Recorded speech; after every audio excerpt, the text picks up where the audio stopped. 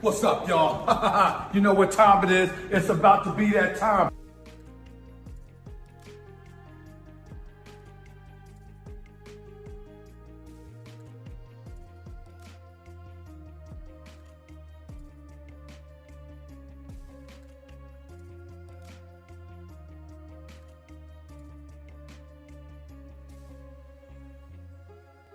I'm muted.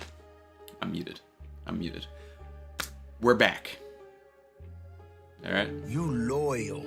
After this crazy long break, which was necessary, we're back. Okay. Shout out to DJ BJ32, member for 25 months. Said, "Hello, Captain. Let's have a great stream, y'all." I'm excited. Sorry for the delay with the stream. I had to push it back a little bit because I was out later than I expected last night. Because, you know, last night was the Music Symphony. Got the Music Symphony drip. Ace 2532, member for 11 months. Randy, feels great to be back. It was exciting being in a room with the energy in the room. If you're not familiar, in Los Angeles, the orchestra for Toei Animation held a concert for the first time in the United States. And they did one in Dallas. I think it already happened. Or it's coming up next. But then they did the Los Angeles one. And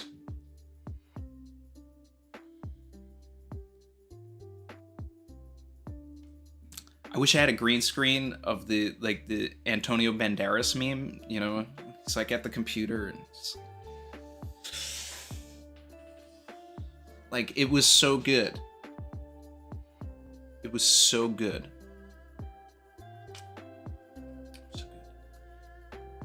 And to top it all off, they had the singer for We Are We Go and Over the Top doing them live. So instead of just doing the OST, oh man, it was insane.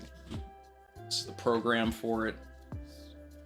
The energy in the room, people singing along to like We Are. It was just a room full of like concentrated One Piece fans. Get into more of that later. Everybody's here for 1087. But, you know, we had some good videos. We had some members content through the break. We had the Reverie over on King Recon's channel. And it was good. You know, I got to see the people were coming up to me. It was interesting. It was an interesting day.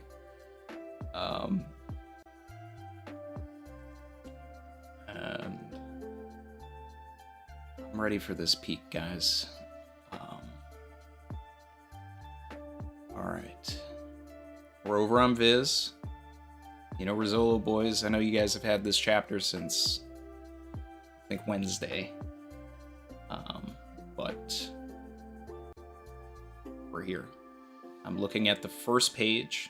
Chapter 1087, Battleship Bags. We've got a cover page with a reader request of Ace. Capybara enjoying a bath over a fire started by Ace. Okay, so he turns it into like a little hot tub for them. That's cute. Shout out to DK, Dawn Knight, 1993, member for 6 months. Concert sounds amazing. Hope you and everybody else in chat are doing well. I hope that for everybody as well. I hope you guys had a relaxing break.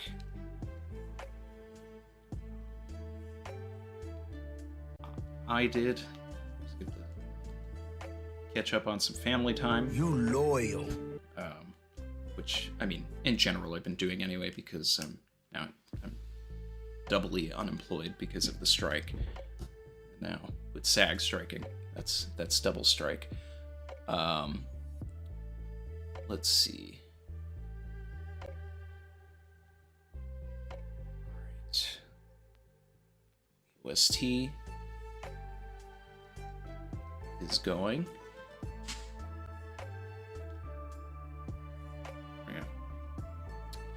Wasn't playing in both ears for some reason, but now I've got it.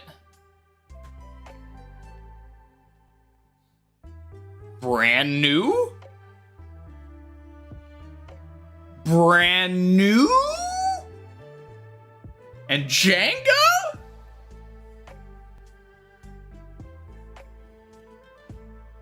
Alright. Alright.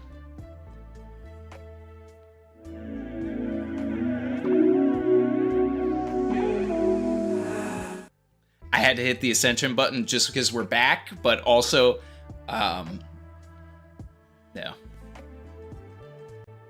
Django is one of the OG characters that I really enjoyed, you know,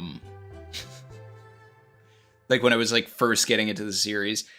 So just seeing Django here is kind of wild. All right, so anyway, ship graveyard near naval base G1. Battleship bags?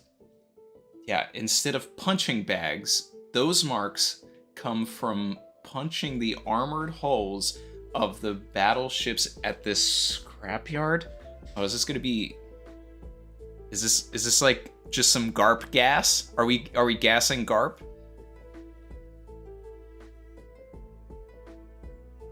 A much younger Vice Admiral Garp. This is Garp gas. In fact, it's a daily practice he's kept up for decades. This man doesn't use a punching bag. He just pulls up.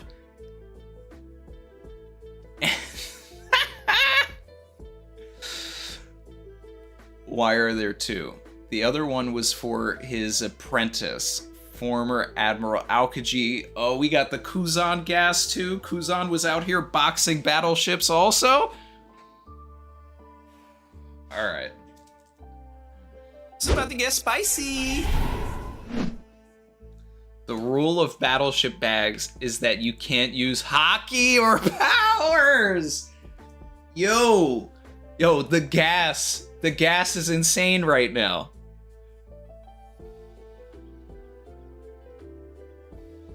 The gas is insane.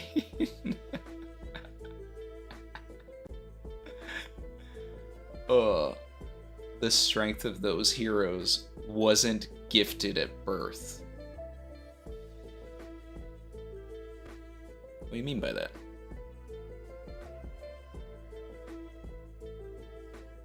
Oh, you're just saying it was earned. Okay.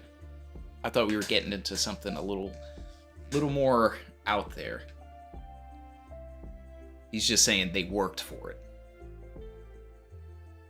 Brand new is like he's one of my favorite Marines. And I think he's one of everybody's favorite Marines because like when this dude shows up, like he always means business.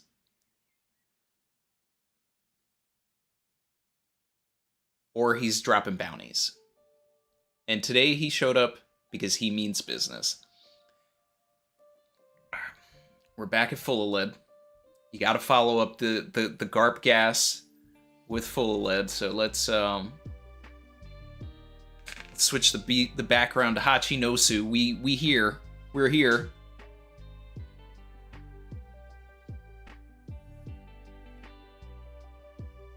Okay.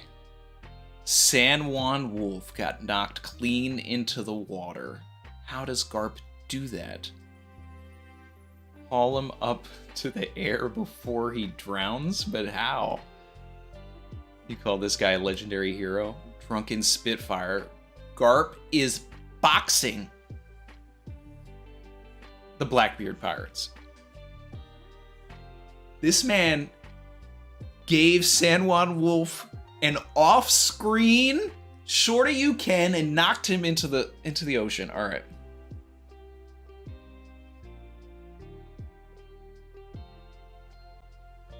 I'm not even on the next page yet. I'm just absorbing the fact that we're back. We're here. Woo! All right. Double page spread. Garp's holding up three randos. He's letting them eat Vasco Shot's attack. All right. Wow. I mean, it's looking like it's disintegrating those guys. Pirate fireballs. Yeah, that's hot. Knock it off. We've got Pizarro putting his eyes in the skull. And this, I don't think we saw that. See, like, this part, this aspect of it is cool. Like, I was knocking this fruit before, and I still think it's a Pika clone, but at the same time, at least Pizarro is doing something different with the fruit than Pika did. When Pika would transform the floor, it would still be in the form of himself. But Pizarro has more autonomy with the fruit, to where he can just kind of become whatever part of the island he wants, it seems. So he's just putting eyeballs into the skull, and Oda's just having a ball. Alright. What are you thinking, Garp? Are you trying to destroy? Okay. If Commodore Teach comes back and sees the town wreck like this, he's gonna kill the whole lot of us. How does he stand up against so many without losing a step? The old man is crazy. Is Kuzan still, like, underground in that hole that Garp put him in? I mean, obviously, Kuzan's he's gotta get back up and box. Oh, man. And, you know, if you're new here, for whatever reason, you know, like, comment, subscribe. If you are feeling the vibe, let's get those likes up. We're back. We're back. Okay. Report for Vice Admiral Garp. All the captives and sailors, including the injured, are off the island. Okay, so Sword did their job. Garp can go off now. All right.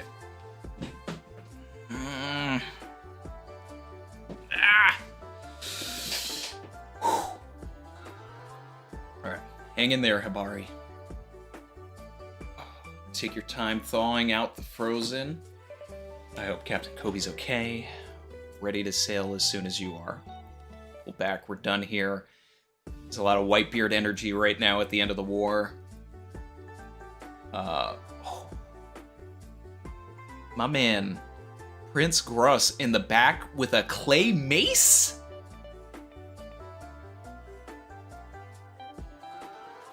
Oh, Helmeppo's there too.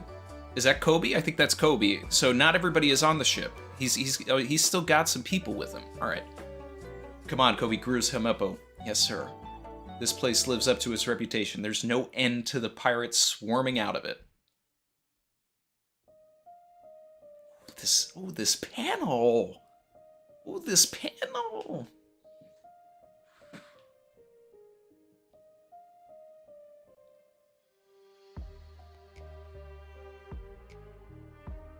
Garp, Kobe, Gruss, and Helmeppo.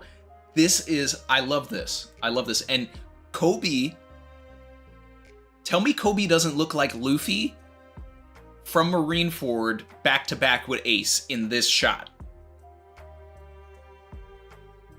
People had to have, I can't be the only person that's like, that's thought of that.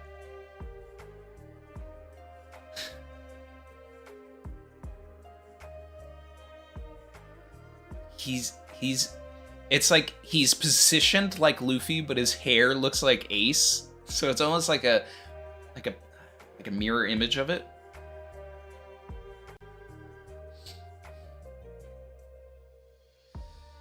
Oh man, it's a chat saying.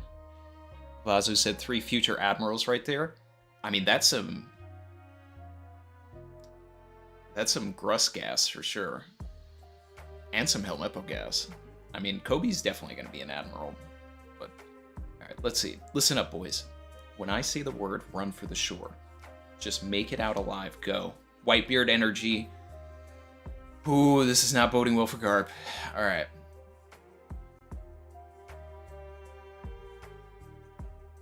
Oh wait, I completely missed that Kuzan got up. I was so zoomed in.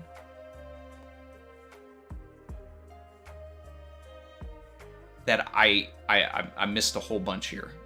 All right, so Kuzan gets up. I'm afraid I can't let you leave yet, Garp. Oh man, I should have left earlier. I don't want to die. When you mentioned the future of the Navy, did that include me? Gruss just wants... Oh shit. There we go again. He just wants to be seen. You want to keep going, Kuzan? Watch out for Blackbeard's officers. Alright.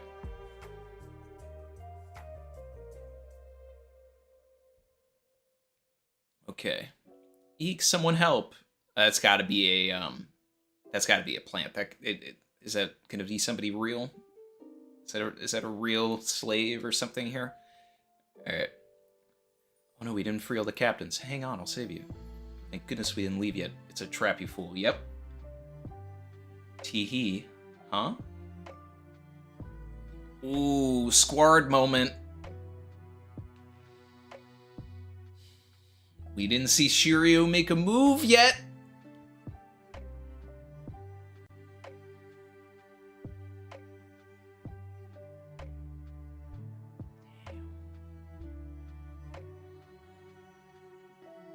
Kobe, where's that observation hockey at, man? Where's that top tier observation hockey at?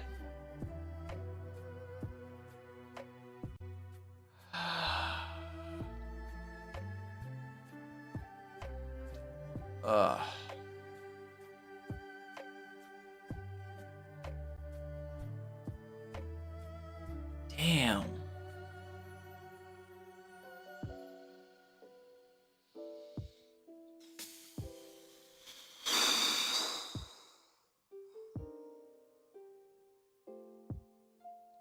It's about to get spicy.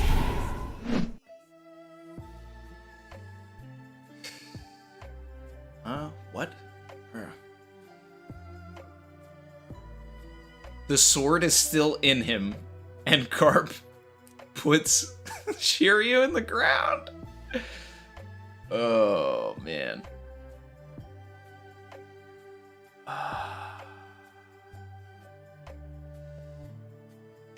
Axo, member for 26 months, said this is going to radicalize Kobe, hopefully. Ronnie said he's him. Garp is him. We know this.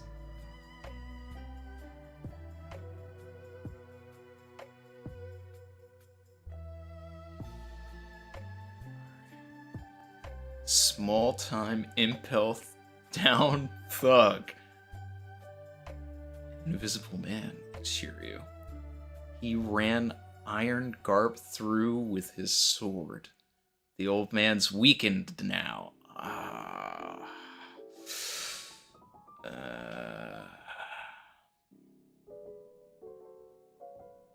Okay. Garp. You loyal. It's nothing. Go to the ship. This is all my fault. You stepped in to save me. Don't flatter yourself, Kobe. He was after me the entire time. Garp's weakened. Even we might be able to take him out now. Let's go. There's an entire fortune sitting right before our eyes. Take him down. Garp's got a 3-crown bounty, same as an admiral. That's worth about 3 billion berries. 3 billion? About? Put some more respect on Garp. Come on. His grandson is doing better than him right now? Alright. Out of the way, you scrubs. You could have both arms and legs trussed up and you still couldn't kill Garp. Ice glove. Oh. We're battleship boxing right now. But Kuzan's using his powers. And this is flashback time, baby. This is flashback. Garp flashback time. Let's go. Let's go.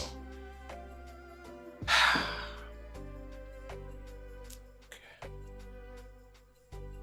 Flashback time, people. Flashback time.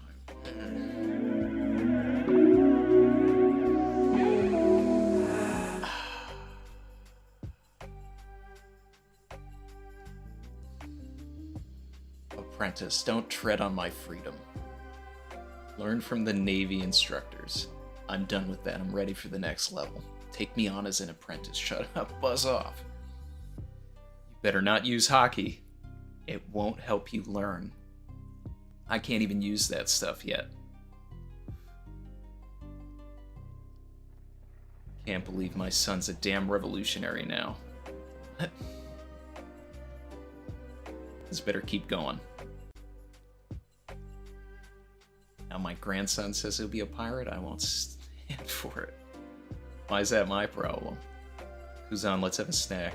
I'm too busy. I'm an admiral now. Get us some tea.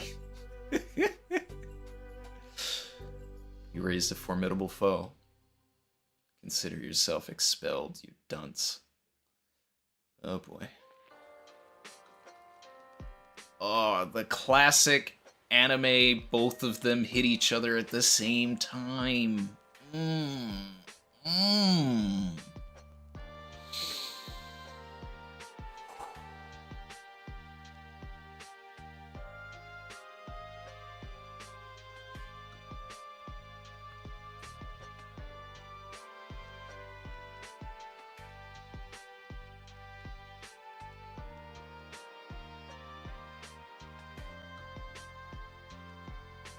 That's nice.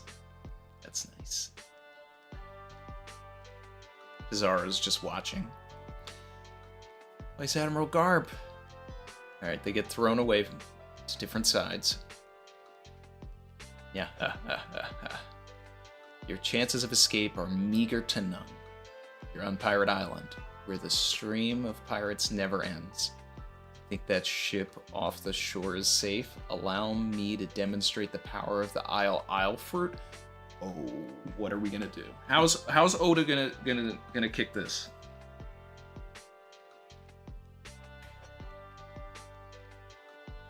Are they gonna destroy that ship? Let's see. What's going on here? Getting Pizarro gas. Oh my god. Someone tell me where Kobe is? I'm sorry, I've been a burden on y'all. He'll be back any moment now. We're just glad you're safe. Wait, what's that? Open the newspaper. It's Blackbeard this, Blackbeard that. Well, we want to make a name for ourselves too, so here's a sneak peek at tomorrow's headlines. The great Vice Admiral Garp leads a team of promising elite troops in an attempt to rescue the naval hero Captain Kobe. This is insane. But the dreaded powers of Avalo Pizarro, fourth ship captain of Blackbeard pirates, bring them to a tragic end at Pirate Island. No, you can't stop. There are civilians on board that ship. Don't panic. Justice will prevail. Come on, give me one more page, Oda.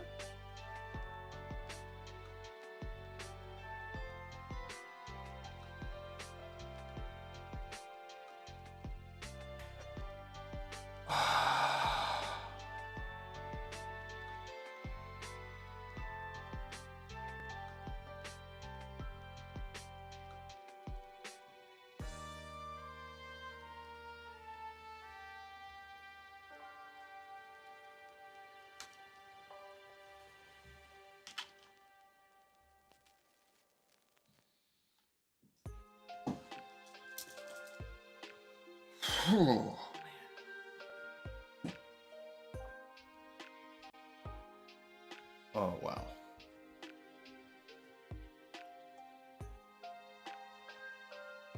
Shout out to the almost 500 people in here today. Let's get those likes up, guys. We got 150 likes. We have 500 people in here. Like the stream.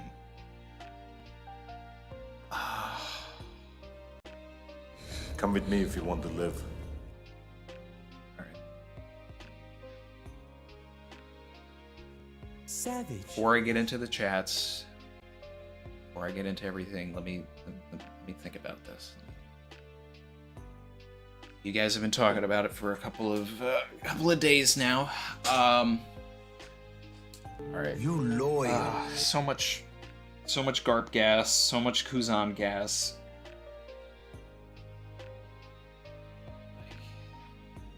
Oda could have put anybody at the beginning, but I love that he did Brand New and Django and Full Body.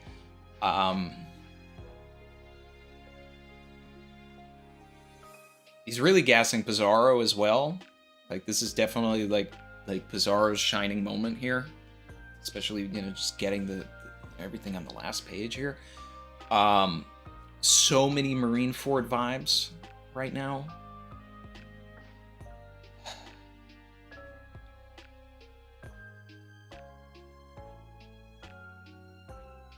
Garp is giving off so much Whitebeard energy.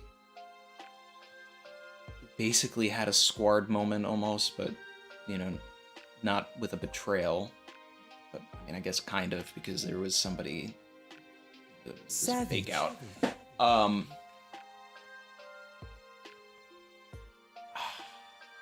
I don't think Pizarro gets this hit off. Like, it's a great moment for him and everything, but someone needs to come in and, like, just, like, break that arm, or Garp is gonna get up and destroy that arm to save everybody else. And in the midst of that, he might stop Pizarro, but that's when, like, he gets frozen or something else happens to him. I really thought this was going to end with, like, Blackbeard showing up at you know, on the last page. That's what I was expecting the entire chapter. I was just like, all right, when's Blackbeard actually showing up? Savage. But Garp hasn't been able to actually, like, go all out yet. And I like, Oda has to give us that. So 1088 is coming right back here. Like, we're not going anywhere else. People want to see Luffy. Like, I saw someone say that 1090 will be the first chapter that Oda is doing after his eye surgery, so that the next 3 chapters were all done before the break. So we're probably we may not even go to Egghead before that. Like, 1090 might be Egghead. We might just have 2 more chapters of Hachinosu. Like, this might be a situation where we stop the Pizarro attack. 1088 is, like, just Garp and Kuzan boxing for, like, an entire chapter. Blackbeard shows up, and then 1089 might be, like, the death of Garp. Savage. This is... Ooh. Savage. Wow. Man, oh man, oh man, oh man, oh man. Oh my god. Alright, I'm gonna get into the chat now.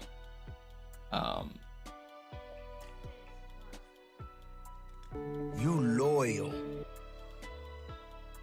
Thanks for all the loyalty, everybody. Thanks for the supers. Wrench Dodger 2000 member for 5 months. You Fuji loyal. Smoker. You know, I should have stopped midstream to put the Garp and Kuzan emojis back. They're gonna be back for the next stream, because I gotta figure out which ones are getting replaced. Fuji, Smoker, or Bogart? Who's saving them? Smoker's gonna be on Egghead, guaranteed. Fuji, I kind of think may also end up in Egghead. But Fuji coming here is, you know, that's okay. Bogart, I think Oda has legitimately forgotten who Bogart is. I don't see, like, if we got Bogart gas, like the thing, Pizarro's arm just gets sliced, and it's just Pika style Zoro, and it's just Bogart, and we get this, like, double page spread of Bogart, like, sheathing his sword. Like, I'm here for it. I'm here for it, but I don't know.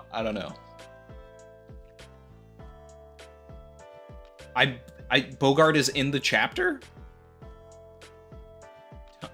Don't tell me I'm where in the flashback. He's the only place I could see him being is in the flashback. Is he like in the background of the flashback?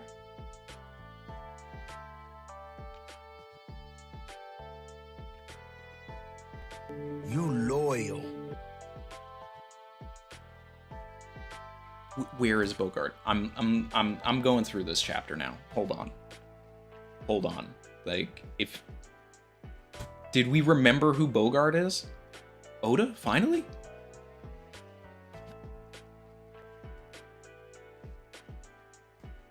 Is he on the ship? And the ship at the end?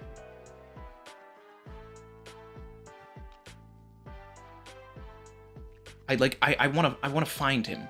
Like, now I'm on a mission to find him. I mean, there's a guy in a hat in this shot with like after Habari. It's like saying, "I'm sorry, I was a burden to y'all."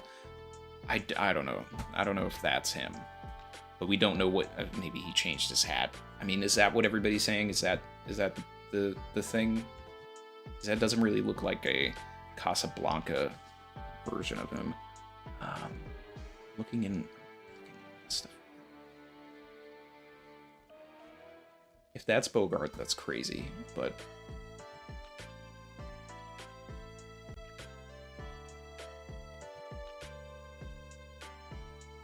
I don't know. I guess I'm gonna have to let you guys tell me where he is.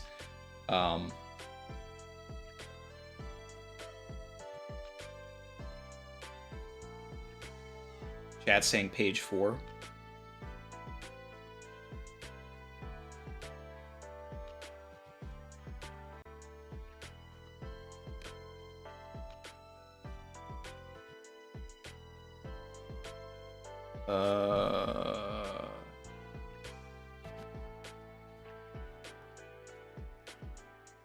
Oh my god, that is him. Oh my god, it's him. He's on, oh wow.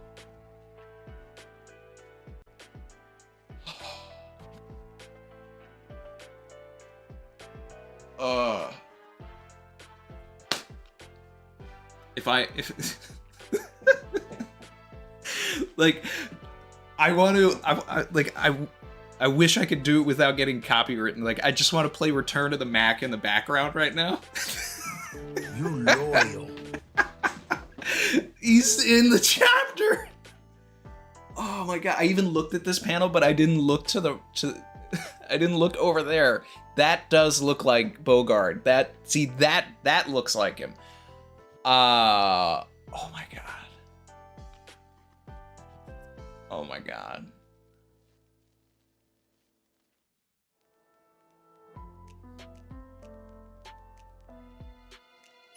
That is crazy. Shout out to the Chestnut Tanaki in the chat, content creator. Saying, why didn't Bogart jump in to help at all then? Yeah, I agree. But hey, maybe we do get that Bogart gas in 1088, and he cuts down Pizarro's arm. Let's see.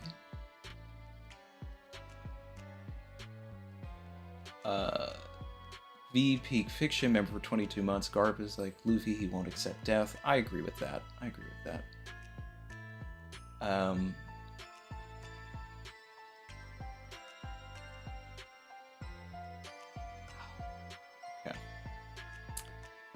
Shout out to Ace2532. Said, I have 2 possible predictions for the next chapter. One, loyal. Kobe unlocks Conquerors, just like Luffy did in Marineford. Okay, that's fair. That's fair. Yeah. He should have it. 2, Sengoku and Suru pull up to save Garp and the rest of them, paying off the scene at 1082. That's the most likely. When we're talking about, like, I think it was Wrench Dodger who said, who's saving them? Fuji, Smoker.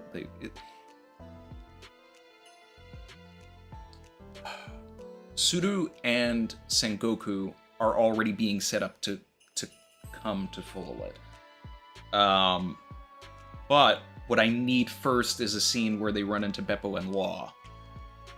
Because we went from the fight with Beppo and Law leaving, and then if you're reading it in a volume, the next page is Sengoku and Tsuru, beginning the next chapter talking about going to Hachinosu. So we have this thing with Blackbeard, Law, blah, blah, blah, Sword agenda, all of that. But even if Law doesn't end up being in Sword, he's still tied to Sengoku. So if Sengoku on his way runs into them and starts like helping his inherited will grandson in a way, and they're like patching them up on the way there, then we get a little bit of payoff for Rocky Port no matter what.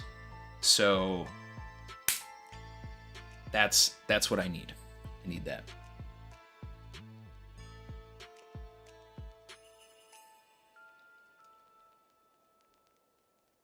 Maxo said Garp's mindset post Marineford has got to be, I'm not sitting back and watching while my family falls apart again. And I'm okay with that. I'm okay with that. If Garp's about the smoke now, bring it on. Bring it on. I mean, he was always about the smoke, but there's a lot of layers here. We need to get into all of it. Mr. Rubik's 01 said, it's funny because we know Pizarro's not getting what he wants. We already know the Egghead incident will overshadow this. That's a good point. That's a good point. I love that. Let's see.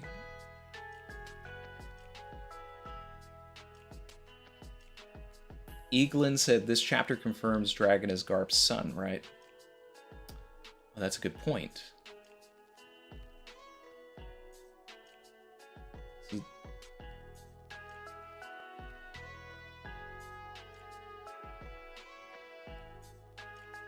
Can't believe my son's a damn revolutionary now.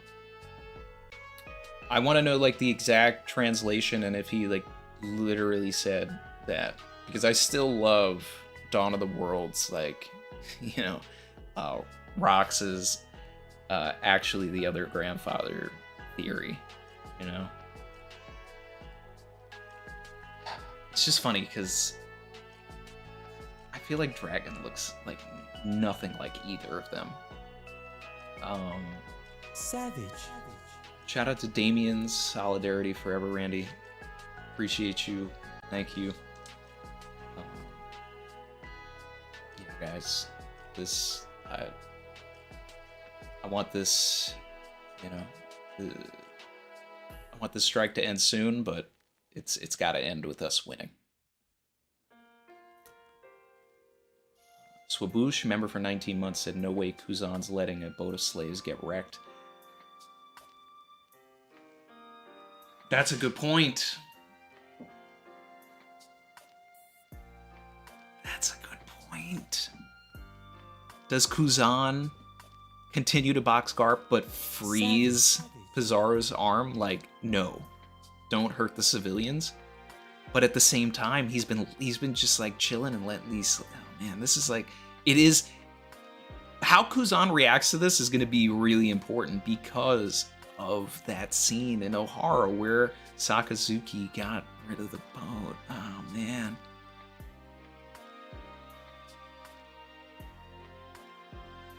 Is he going to let history repeat itself? I don't think he's going to even need to. Because someone, like Garp said, justice will prevail.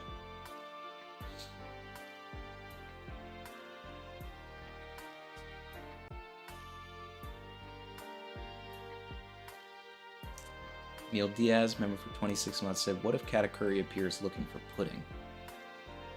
I mean, we've been talking about this, and that would be insane. Just adding things on top of all of this. I'm here for it. we do need Katakuri needs to play a role in this in some form or fashion. It's just going to be like, what exactly is it? Where exactly is he going to be? What role is he going to play? But the thing is that the princess needs to be in another castle, though. You know, because like he can't get Pudding back, because Pudding it needs to be a part of the end game.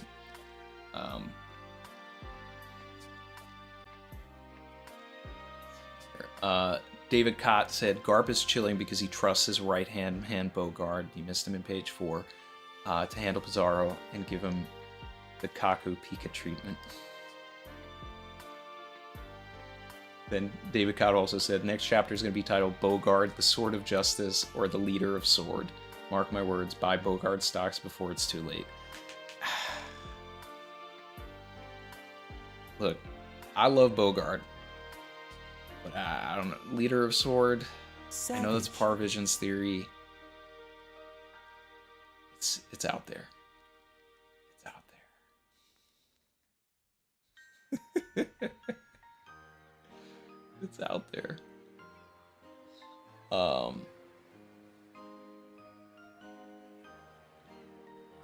Shout out to Reese in the chat. Appreciate you being here.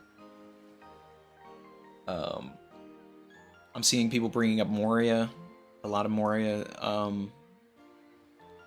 stuff. I mean, Moria coming to help is interesting, but look, here's the thing though, and I talked about this a couple streams ago, is that Oda is hiding Moria for a reason. Is it because Moria is going to save these people? Maybe.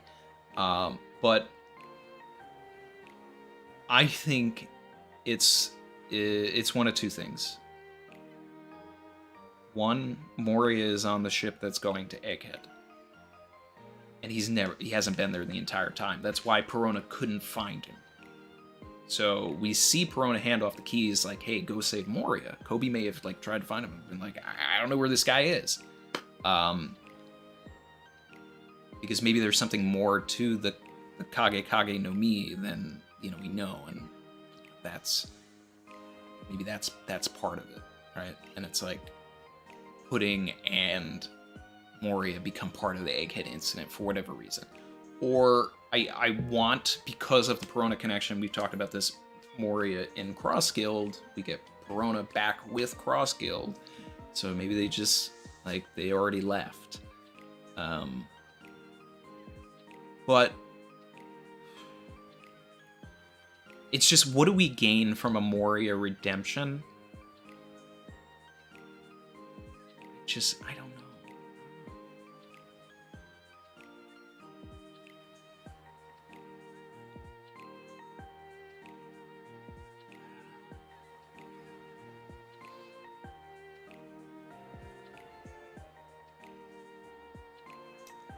V-Peak Fiction, remember 22 months said Garp, yeah, well, we read that one. Here's the other one from V-Peak Fiction. Why is the community calling Kobe a fraud for falling to the same trick Odin fell for? What do you think Garp's justice is? It's great we get to talk OP. It is great we get to talk OP. Garp's justice should be, you know, like true and fair justice.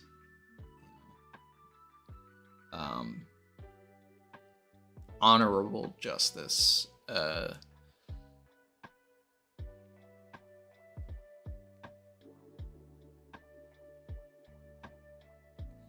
Like, whatever, like, if Akainu is on, like, the other spectrum of it all with, you know, chaotic evil justice, absolute justice, like, Garp should be the chaotic good. So whatever form of that, whatever, you know, whatever that is.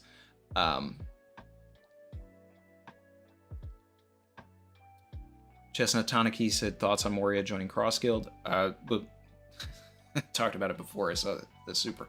I think it should happen because of Perona's connection to Mihawk in particular, and I think what would be nice to see is if the Cross Guild ends up essentially being all of the like the big players other than Shanks and Dragon that were at Roger's execution. So while I'm not entirely on board with Doflamingo being a part of Cross Guild, it almost feels like a layup as well. I just don't want Doflamingo to be over Croc. So it's like, as long as Doflamingo joins Cross Guild and Croc is still like the brains of everything, then I'm cool with it. But Moria should definitely be there because he was also there at Loketown. It's a culmination of all of these people, and it would be interesting if we do find out that Mihawk had some sort of aspiration that he ended up throwing to the wayside as well.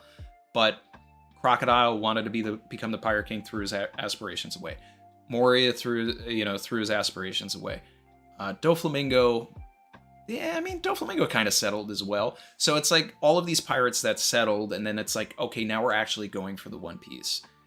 And, well, I mean, Mihawk has never really been an ambitious person. It's probably like he got the title of World's Strongest Swordsman, and it was just like, whatever, I'm just going to ride around in my coffin boat and whatever, you know, and it's like, and then that's why he's interested in Zoro. It's just like, oh wait, all right, let's see what becomes of you.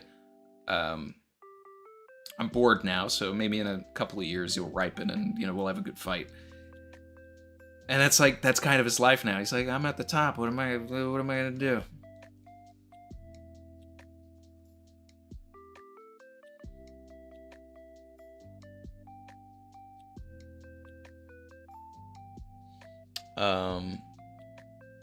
Chestnut agrees, especially because it's such a cool cast of characters in there.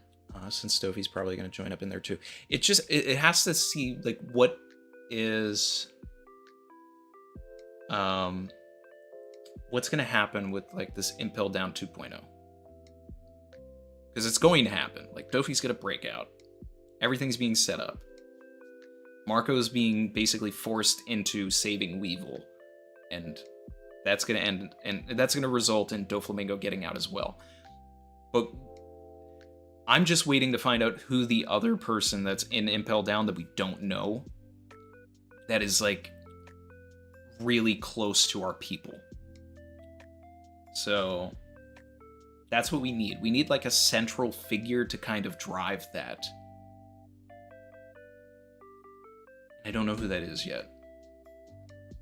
Like if it was part of the Grand Fleet, you know, like characters that would fit this model that obviously, you know, like I like, you need like a Sabo level character. Not that Sabo isn't, we already know that he's not or anything like that, but it's like you need a character of that level to kind of be the focus almost, the person that you're, you know, going with. Because I don't think Marco is a cool side character, but to platform him in a way where like we're going to be following Marco for a little bit, I'm okay with it because I'm a big Marco fan. I just don't think that Oda, with the way that he treated Marco and Wado, it would give him like this whole side story and put it on his shoulders. Bon Clay, yeah. I mean, you could put it on Bon Clay, actually. I'm seeing a bunch of people say Bon Clay, Yamil, Farrell, Best Gamer. That's fair. That's fair. If we had Bond be the central person, I guess I would be okay with that. But I want someone that we don't know is in there, though. That's the thing. You know, it's like,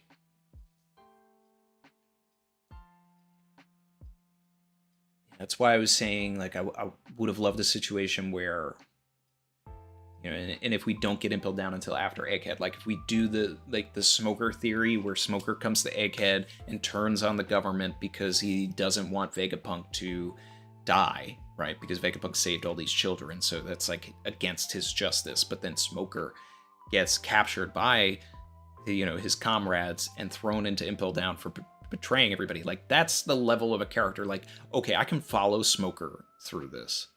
Like this character's been set up long enough to where, you know, like, and he's got prior, you know, like interactions with Doflamingo and tangentially Bon Clay because he was there during, you know, Alabasta. He didn't really like meet Bon Clay, but like there's you know, there's conversations to be had by injecting a character that has all of these other connections.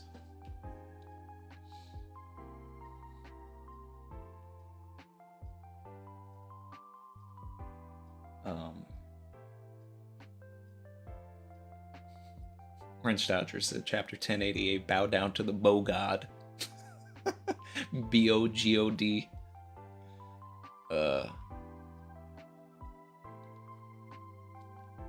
Was it, or maybe Moria is actually dead? That's kind of crazy.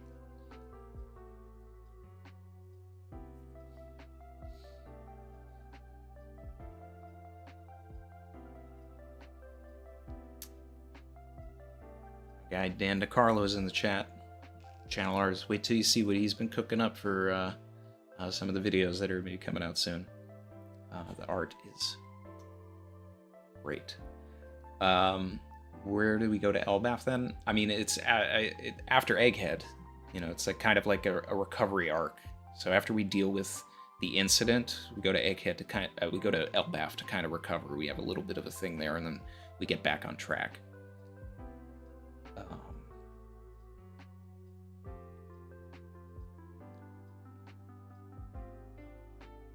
Alejandro Salas said, good to be back, Captain. Do you think Garp's 3 billion is too low, or is Kids too high? Well, Kids is definitely too high.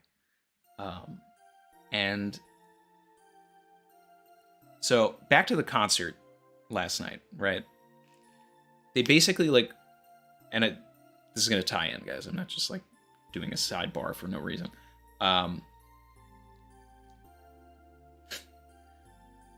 Through the concert, they were like orchestrating the OSTs, and they kind of started in Dressrosa and they went all the way to Wano. And when they got to Wano and they got to Onigashima and they were, you know, like orchestrating everything, like Toei assembled cuts of different things for them to like move through. It was all kind of original compilations of different scenes. When they were doing Roof Piece, they only showed Kid during the group shot of the 5 of them, and never showed Kid attacking at all. They had Luffy, Zoro, they had some Law in there. They had a lot of Killer, and they just never showed Kid. And it was just, I was just sitting there like, man, even the orchestra is slandering Kid. So yeah, Kid's bounty's too high. Garp's 3 billion is it's a bit low. It's a bit low, but it's still respectable. It's still respectable though. Also, can we appreciate that Garp one-shot a giant amongst giants? Yeah. One hit KO against San Juan Wolf? Pizarro stocks are up, yeah.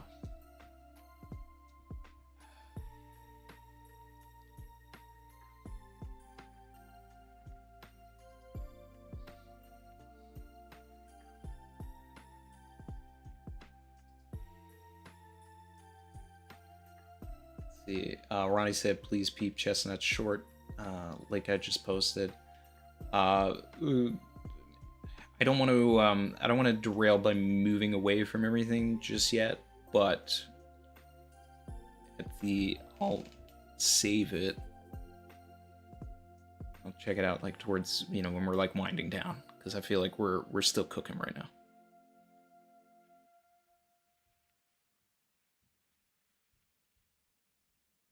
Luffy. Let's see. My guy Chin, member for 24 months. Correction. Bogard flips on one off boat, not Garp. Yeah, the Bogard gas? The Bogard gas.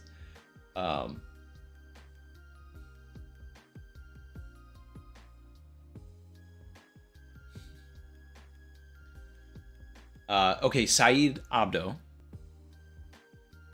Coming in with the heat translations.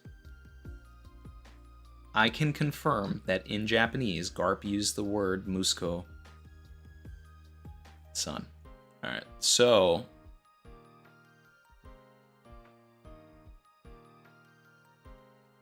that's kind of putting a lot of Dragon isn't the son of Garp theories in the mud.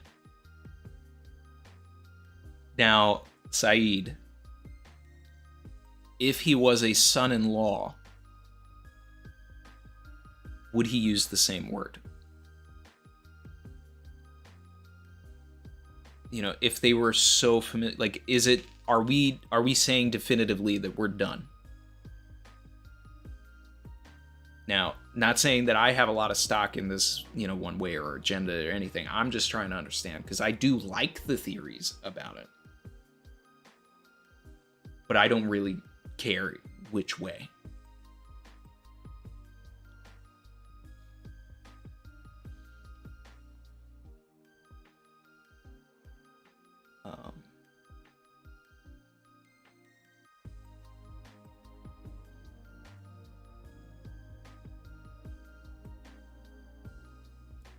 David Cott said, off topic, but can you talk about the strike?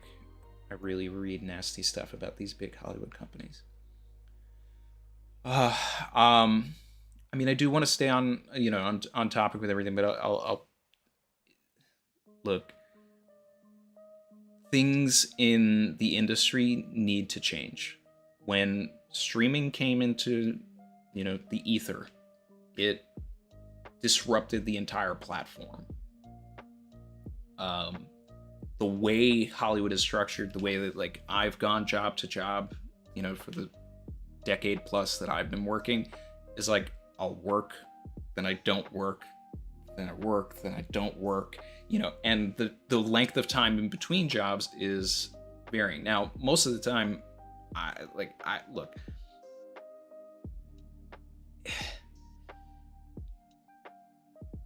most of the jobs I've done, you don't even get residuals for. But if I were to get them, you know, it's like, that's what people kind of, you know, work towards. It's all about getting a livable wage. People are like, oh, you know, it's like I'm not a rich Hollywood guy. I don't have a mansion. I don't have yachts or, you know, anything like that. And most people that, you know, work in film and TV don't. That's just that's just the way it is. And it's like, you have to hit a certain threshold for like just a yearly. You have to make a certain amount of money in a year to even get healthcare through unions and all of that. And the way streaming came in made that even harder to hit that number. So that's one of the big fights, is like just making sure that everybody can get healthcare again. They want to scan actors and then use them in perpetuity to, you know, and have AI basically just fill the background with extras that are computer generated, which has been happening for years, by the way. Like, I mean, you know, when we did the scene in Dark Knight Rises where, you know, like Bane blows up the stadium, like there were 14,000 people there. Most of them were just unpaid. It was just like, hey, do you want to be in Batman? And somehow they got away with it. But there was like a subsection of 200 people that were getting paid. And the camera that was using them was duplicating them. So when you see it, it's a full stadium, but it really was only just one side of the stadium was full. And that kind of stuff happens. But the idea that they want to like create a database now, like they were being paid for one use in that sense, but now they want to make a database where they can, and there's over 100,000 people, you know, that are actors and things like that. And it's like, you want to eliminate 90% of the workforce by putting them into a computer. I said I was only going to talk about this a little bit, but I kind of went on a big tangent. There is a lot of stuff that is at stake here, and the corporations are being really greedy, and it's tough, because it's like at this point I don't even know if I don't even think I'm going to be doing any more live action content. even with it coming out, because it's like that's what we're striking against. Like it's a full stop. You know, it's like this has been going on too long. We've been on strike since May. And, you know, someone came out. It's like, no, we want to make sure that like people are losing their houses and all of that stuff. And it's like, you know, they can't pay their rent, and that's such a wild thing. And it's like, as much as I want to support the One Piece live action, and I do, I can't support Netflix because they're one of the big players that is kind of holding all of this up. It's like it's a tough thing. It's so crazy.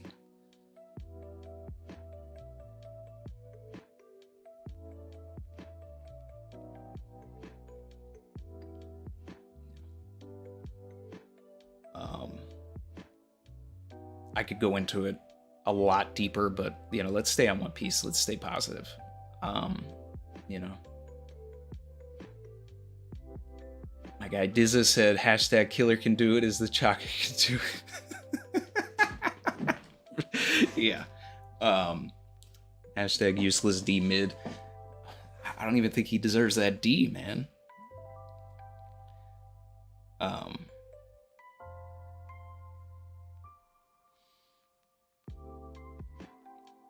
Things in the industry worked from the 60s to like 2010.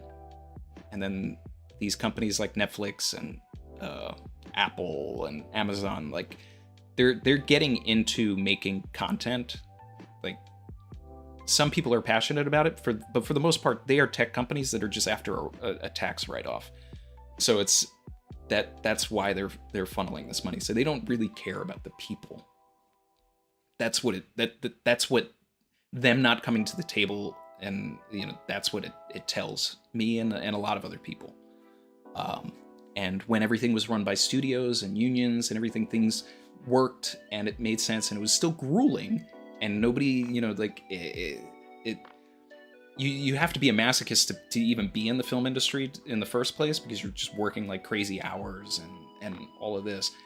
But to get to the point where it is now, and all of this was stuff that we were fighting for in 2019, but COVID happened and we kind of had to wait for the next contract, which was 3 years. So now we're fed up. We were fed up, but now it's like the time is now. And it's just like, it's full stop on everything.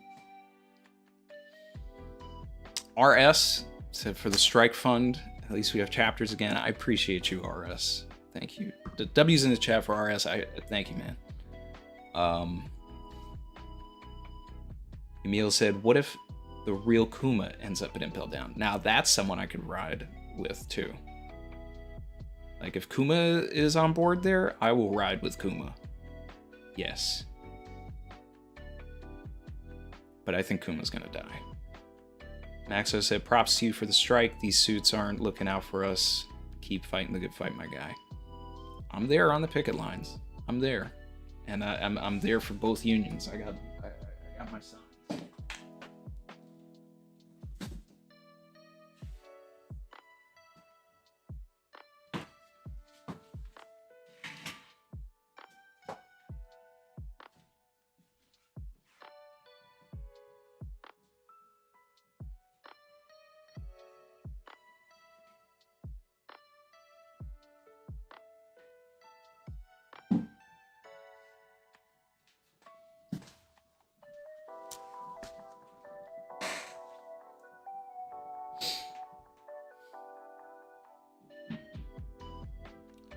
Free Wari said, so Randy, is this why you start content creation, because of work inconsistencies? I mean,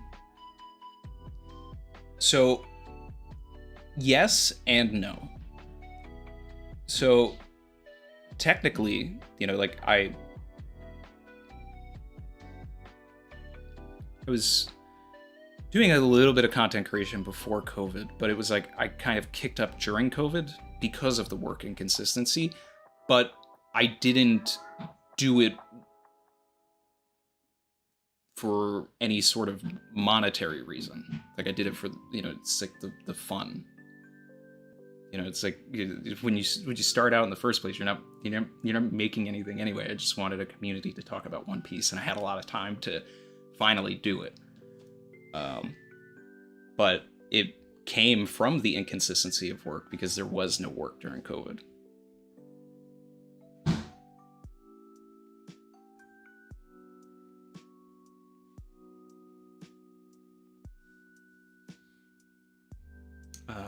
Sable Latoda said, "Hey Randy, good luck with the strike. Hope the writers and actors get everything they asked for. Will Emily and Jacob be able to do press for the live action while they're on strike?" They will not be able to. No actors from the live action. No writers. Like Matt can't do press. Savage. So that's the part of it that sucks. You know, because it's like, and you know, I'm not gonna speak for him or anything, but I mean, like I've talked with Matt, and it's, you know, it's like we are fighting for something very important, and the fact that this is dragging on and may actually go beyond the release of the live action, and it's like affecting the press tour, it impacts the ability to kind of get the laurels. You know, it's like at Anime Expo was supposed to have a panel for One Piece. Emily was going to be there, Matt was going to moderate, but it's like that couldn't happen. San Diego Comic-Con is this weekend. There was supposed to be a panel for that. Also, with actors and everything, and that has to all get canned, because it's like, even though you put all of your love and passion into a project and all of that, it becomes a situation where it doesn't matter what they've done to give this to all of us. The people at the top of it all are not respecting them. So it's like, that's the hard thing. Like, imagine I hope I'm getting the gravity away. I hope I'm articulating the gravity. Like, we've heard Matt talk about how like passionate he is about everything, and it's like, I'm sure he and the rest of everybody in the cast and all of that, they want to do the press. Savage. They want to say, hey, look at what we did, right? And can't. Nope. Not until they come to the table.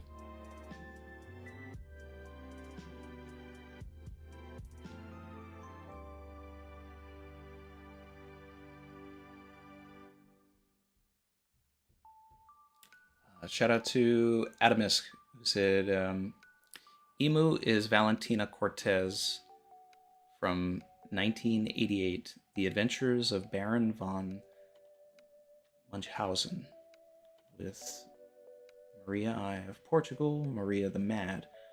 Might make my very first YouTube video on that, and a few other connections. I haven't seen that movie, so I can't speak to that, unfortunately. But I would be interested in knowing the correlations and all of that. Emil said Randy will be three-sword styling those signboards at the big. That's actually a pretty funny image. I don't know if I want to put one of them I don't know if I want to bite down on a picket though.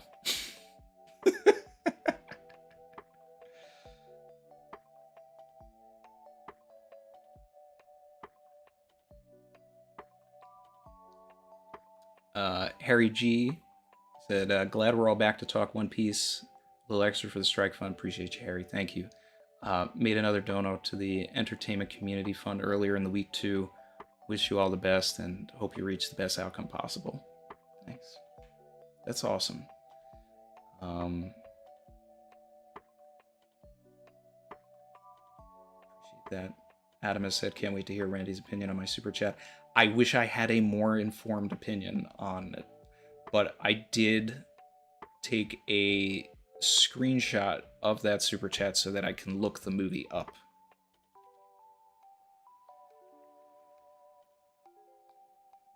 Robin Williams plays Ray D. Tutto, who looks exactly like the Tenryubito.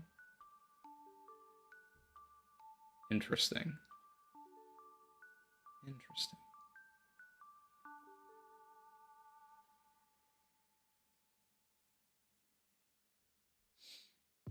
DJ Red Comet said next week's anime episode is going to be Gear 5. Is it? I thought it was going to be in like the first week of August. I thought it wasn't this episode, but the next episode, which we will be reacting to live for sure. And I do want to... I need to catch up on the anime, and I don't know, that might be like a members only stream that I do at some point. Because everybody's probably watched this stuff.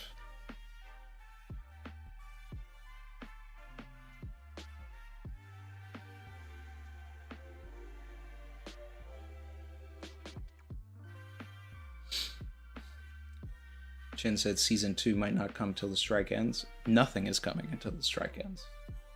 Like, they'll release season 1, but no new things. No season 2, 3s of any show that of anything is gonna happen. So it's like this, and that's the thing. Like, a lot of people come to me and they're just like, hey, what can I do to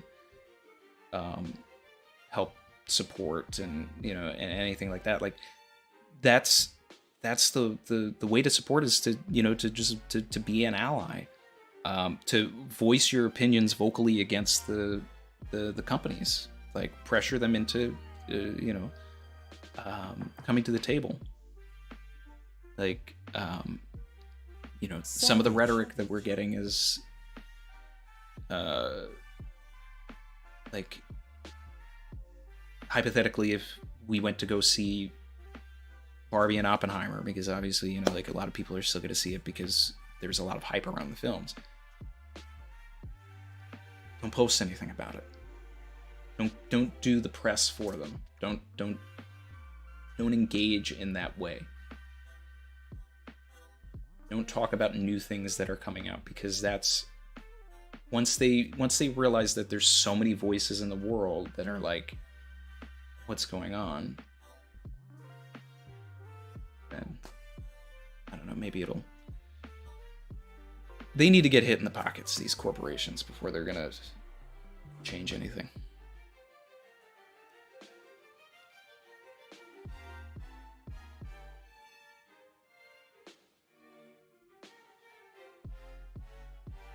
David Cott said, embarrassing little contribution to support the strike. Greetings from Spain and keep fighting, Randy. David, that's not embarrassing. It's appreciated. Thank you.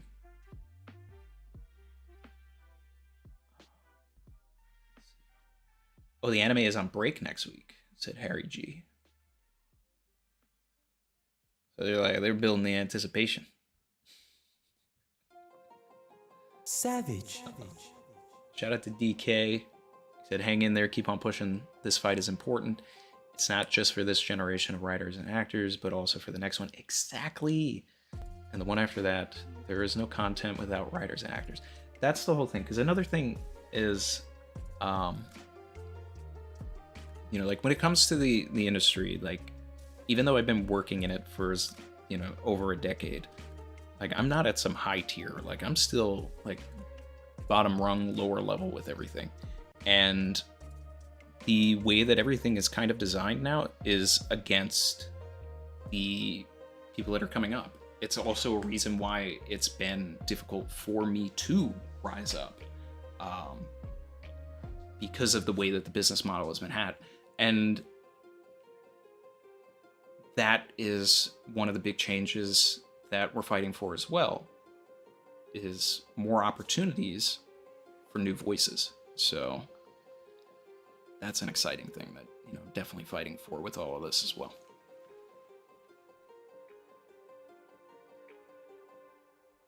Chrissy said it's giving Celestial Dragon vibes. It is. It is.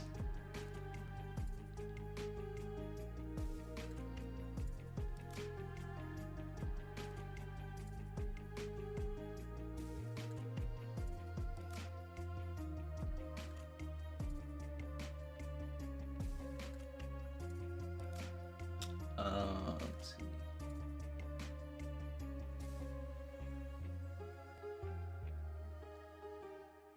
see. DJ Red Comet said, Ranty, the YouTube Yonko is correct. They need to get hit in the pockets, and Luffy the Pirate King is about to loot Warner Brothers Disney. Hey, what did Sabo do when he went to Marijoa? Took all the food.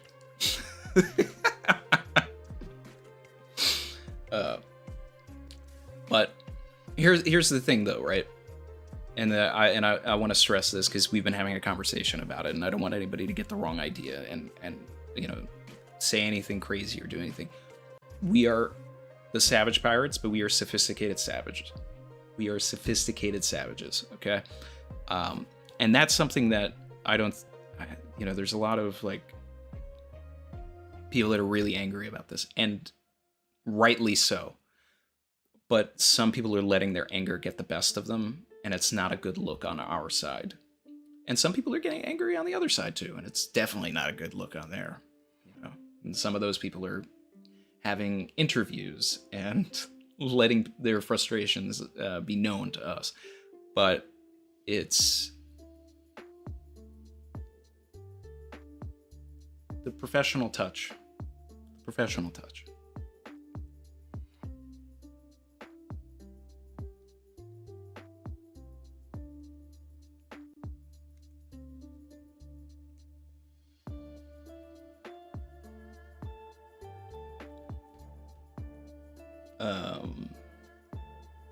So let's see here. I'm gonna head back to the chapter. I appreciate everybody, you know, taking an interest in, you know, what's going on and all of that. And I'm sure there are plenty of people that are, you know, finding it interesting. There's probably some people out there that are just like, hey, start, you know, get back to One Piece. That's what I'm here for. You know, hey, we can do a little bit of both on this channel, right?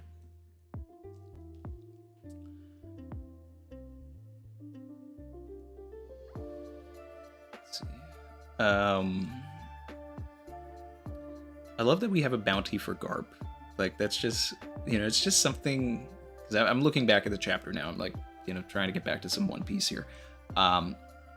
It's something that I never thought I would have seen, is, you know, bounties for Marines. And that's why I love the Cross Guild so much. It's one of the best inventions that Oda has ever put into the story. One of the best inversions. Miles said St. Prime, St. Apple, St. Disney, St. Hulu, and St. Netflix want a buster call to good folks making our arts and media. Save O'Hara and support the strike. I appreciate that, and love that. That is definitely the Gorosei that we're dealing with right now.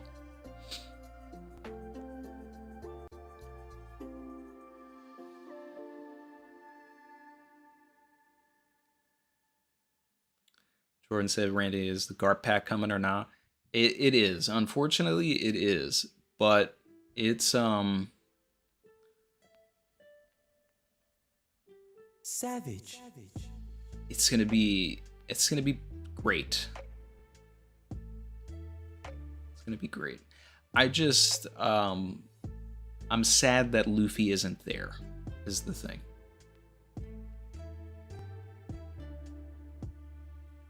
That's the thing. Like, he's not going to get to say the proper goodbye. And it's the big shame of it all is, or we end up thinking that Garp is dead, and Oda does his, you know, typical fake out. Because it's like, a lot of people have said this over the years, but it's like people are waiting for a panel where it's Luffy, Dragon, and Garp standing next to each other against the government. And I'd love to see that, but I don't know if we will. Mint Chocolate Supered and said, right now we are in Roger's era to carry the torch and plant the seeds to the next generation. Eat the rich. Yeah. I hope we're not too early. I hope we're right on time. The last time there was something as pivotal that everybody was fighting for was in the 60s. And, you know, there's been other strikes since then. But this is like this one is different. This one is like kind of changing the structure of everything. So that's why it's necessary. That's why it's important. And the one in the 60s is what gave us residuals in the first place. And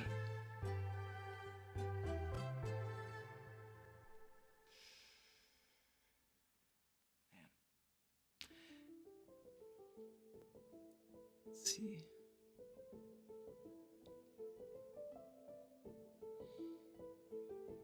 Well, I said, I wanted to see Garp, Shanks, and Luffy. I mean, that's interesting too, but I wanted to see all of the, you know, the monkey family together. And that just may not happen, you know? And that is a miss, but the thing is that we need a catalyst. Kobe needs something to push him over the edge. And Garp dying would be able to do that. And catapult him into the stratosphere of character that we need him to be, in the same way that Ace dying allowed Luffy to grow.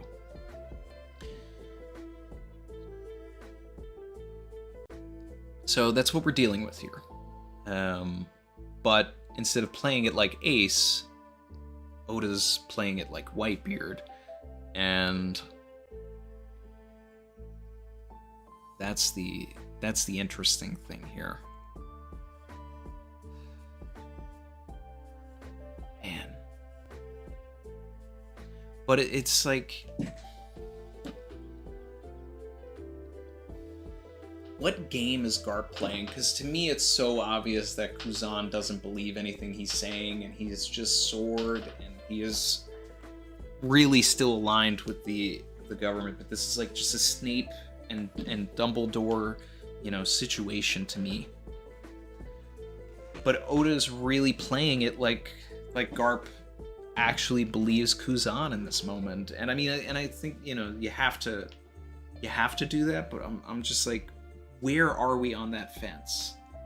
Like, is Garp putting on a show right now with Kuzan?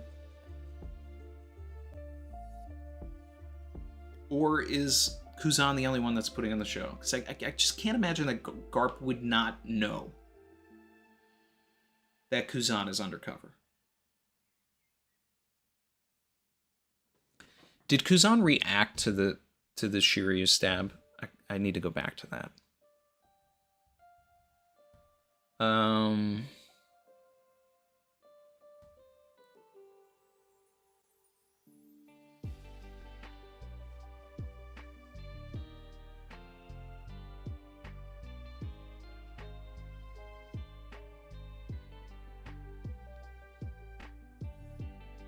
No.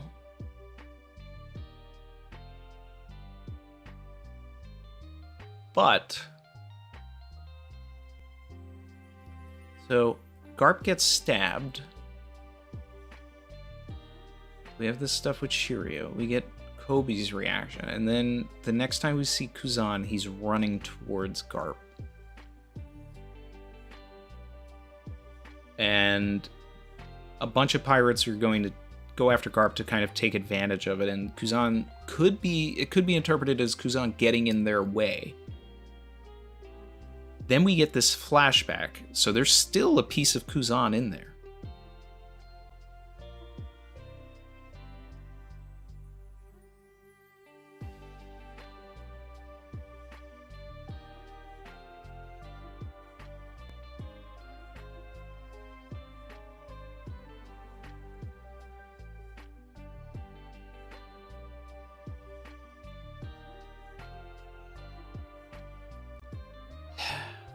that's like, this is a powerful chapter, guys. And I think it's underrated because you got to think about when we met Kuzan in Davy Backfight in Long Ring Longland, he introduced us to the idea of Garp, right?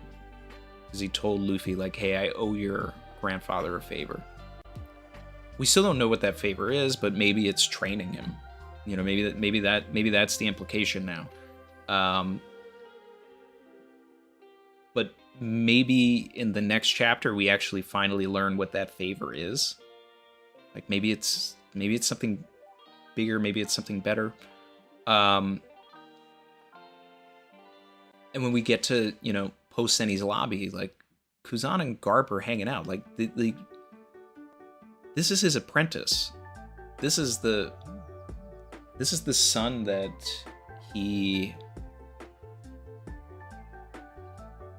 actually like followed in his footsteps, like Kobe is doing now, right? But Kobe is more like a grandson. But this is like, I'm very interested to see what the relationship is between Kuzan and Dragon now.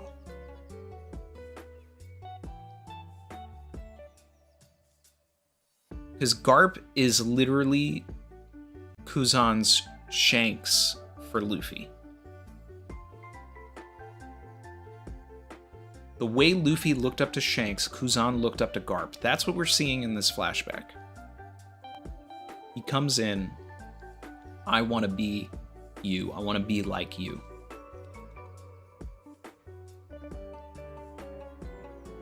And Garp is saying, you're not there.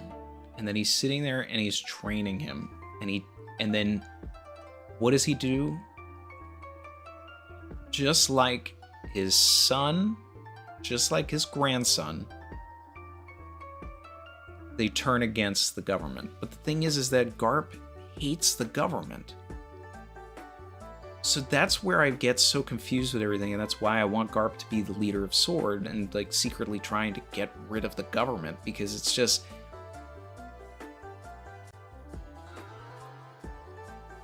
there's a part of him that is making these people, right? Because it's like his ideologies, the way he thinks about the government has to be what influenced Dragon, and it has to be part of what's influencing Kuzan here. And Kobe is going to be the guy who actually like reforms the Marines at the end of the story. So he's going to be the true image of what Garp wanted in the first place from all of them. He's going to get that with Kobe. But Kobe still has to stand against the world government in a way as well. In order to even get what Garp wants, Kobe is going to have to side with Luffy and everything to take down the Gorosei, to take down Emu and all of that. And then once everything is burned,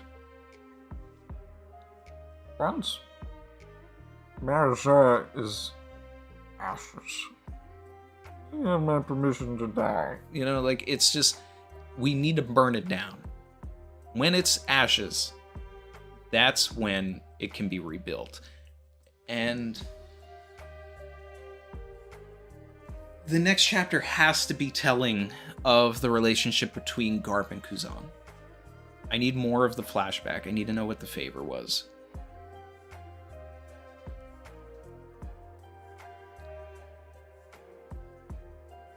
Like, I'm almost expecting at some point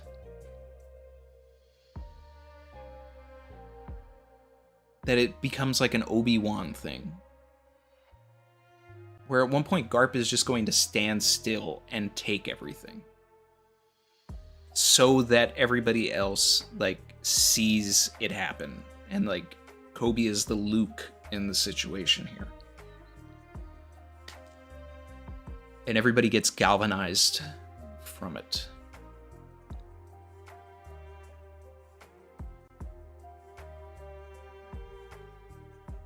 But whatever Garp's speech is at the end, like if he has like a Whitebeard going out speech, That's going to be crazy because he's definitely going to be dropping something from like God Valley. Like Garp knows things and he's not telling us. And before this is over, we need to get a piece of that.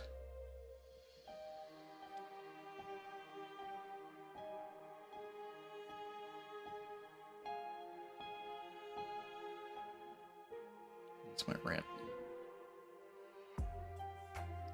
Haven't looked at the chat in a minute. Let's see.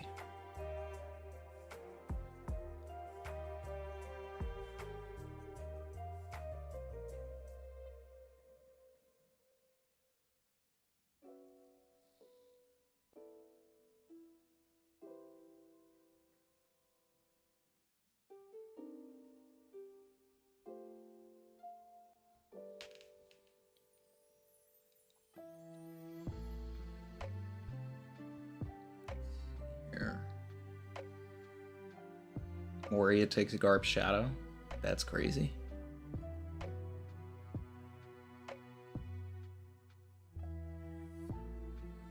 Wonder where Lafitte and Katarina Devon are. They're on the ship going to Egghead.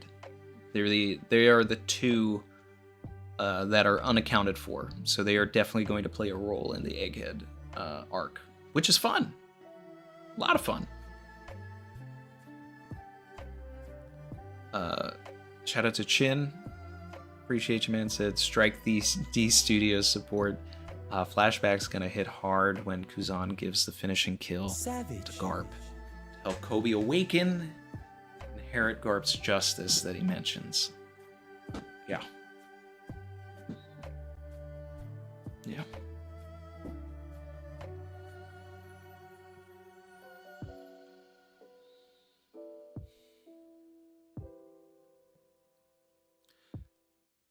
Farrell said, I think Garp could be the inspiration for the leader of Sword, but I don't think he's the leader.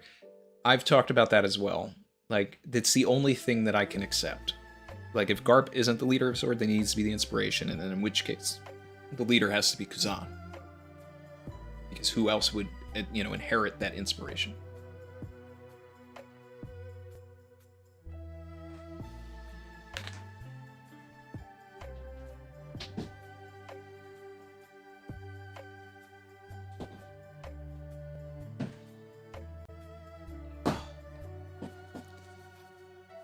And it feels fitting that I got this in the mail. This chapter is all about him.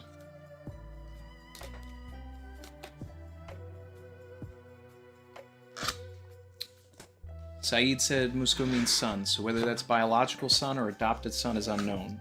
For now, it's best to assume that it's biological until further notice.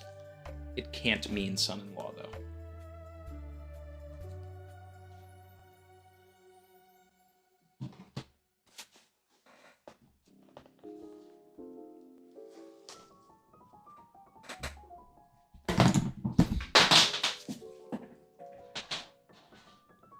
That's good to know.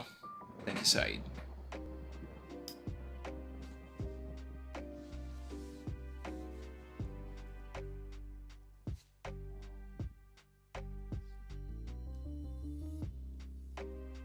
Check out the last panel. You'll see Aokiji in the air. Mike Locke said that. I'm gonna check that out. CMP323 said, I'm going to look at that. These media conglomerates are nothing but labor that they exploit to keep up the good fight. Oh, we're fighting until we win. I hope that it's not long, but I'm there for as long as it needs to be. I will be there no matter what.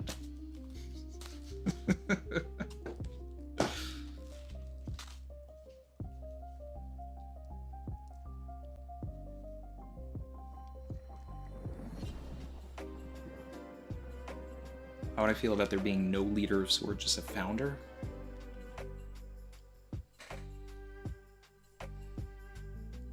I feel like with the way that everything is so organized with Sword, it needs someone at the top. Someone needs to be like dishing out orders.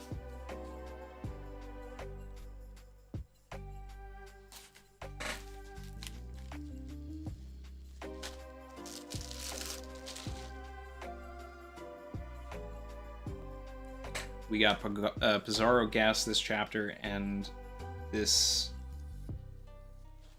is a gas figure.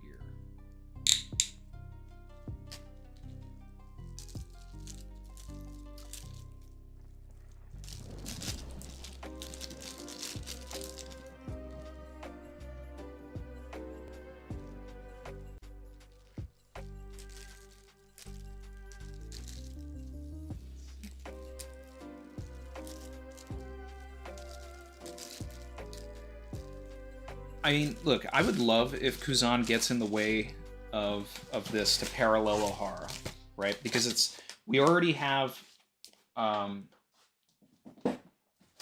everybody thought that Kuzan was going to go to Egghead with all the Ohara parallels.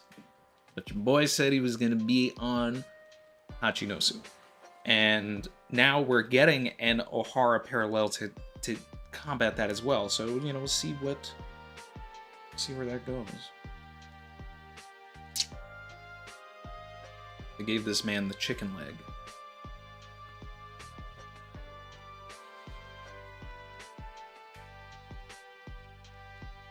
It's fun.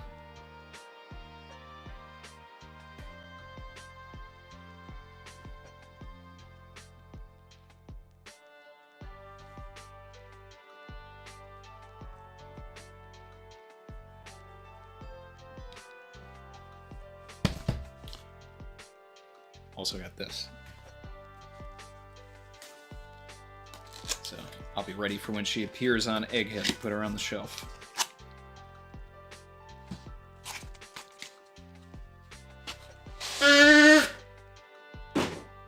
That was the box.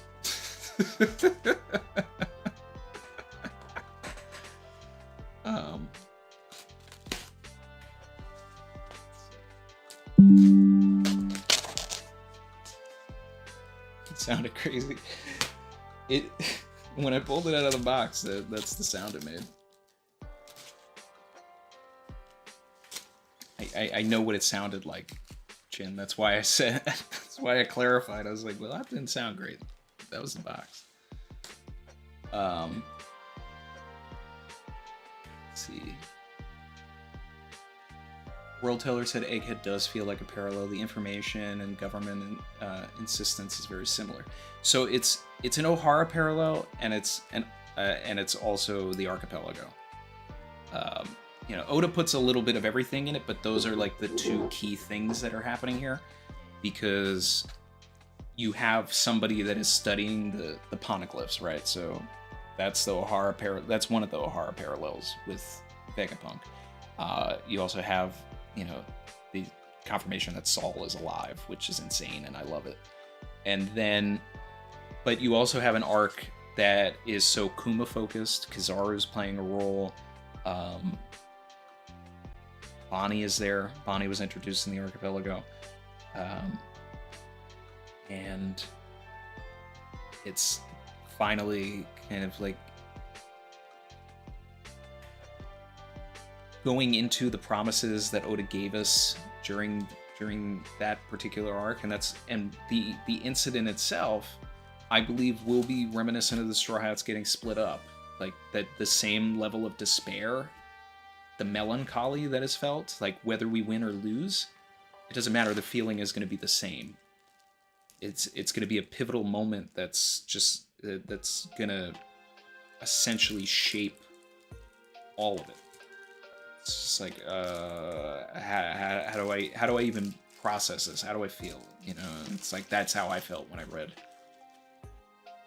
that chapter, 15 years ago, or whatever it was, 10 years ago.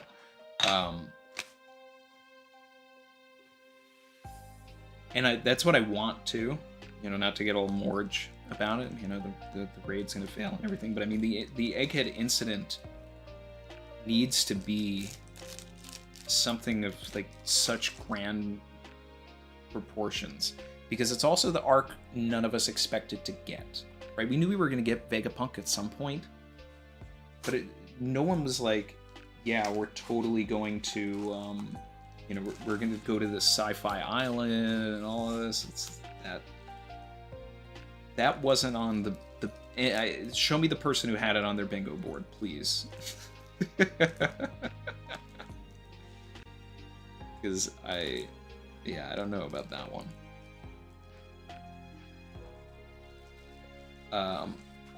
But it being a part of Oda's plan is something that I love.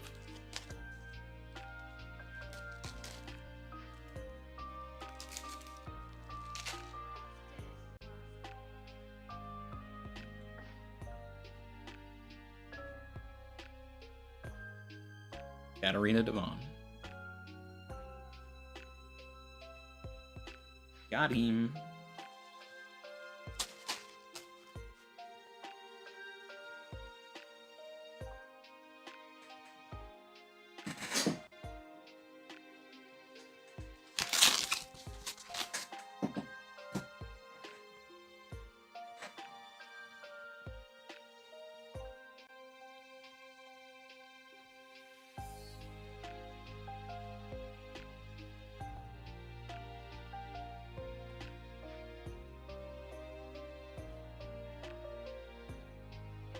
Ronnie thinks that Garling is going to kill Kumo, Shanks, or maybe Garp, if it's not Blackbeard or Kuzan. I could see Garling killing Kuma. Like, that's a great way to, like, put, you know, like, platform Garling and put him on the map. I'm so on board for that. And the last thing I got is a Black Maria.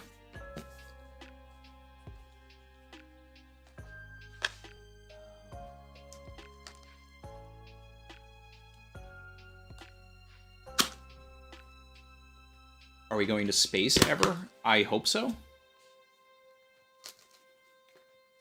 The Enel cover story, you know, would basically dictate that we should.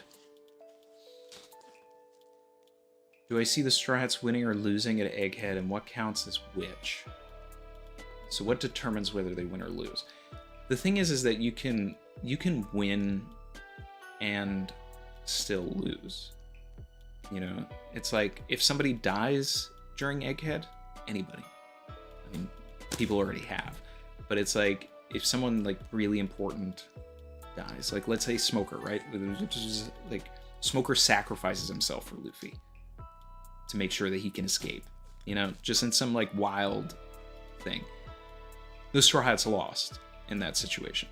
Like they won, they got away, but like they couldn't protect everybody. So you know, and it doesn't have to be that. It could be Vegapunk. Vegapunk dies, right?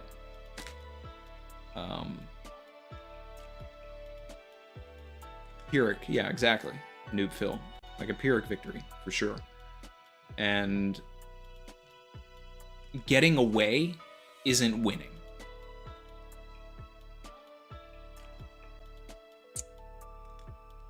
Winning is they defeat all 100 battleships. Egghead does not get destroyed. Vegapunk gets to, you know, create his internet and tell the world about the poneglyphs, right? Which he still may be able to do, or the Straw Hats will definitely do. But it's not... But the Egghead incident isn't what's going to be the thing that does that.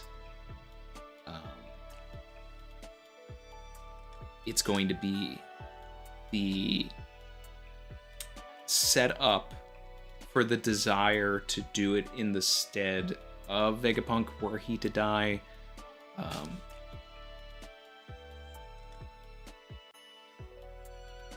Yeah, like if Egghead gets Lelucia'd, that's an L. That's an L. We get away, but Egghead gets Lelucia'd. Whoever was on it, you know, hey man, the recycling dog. They didn't save the recycling dog. You know, that's an L.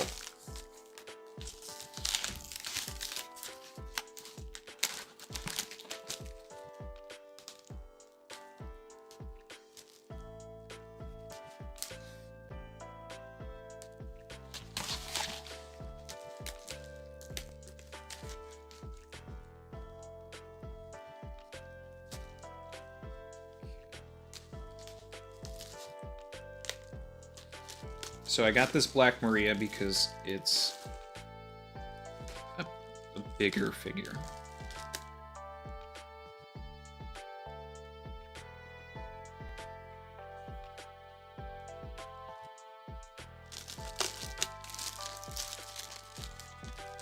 Let's see.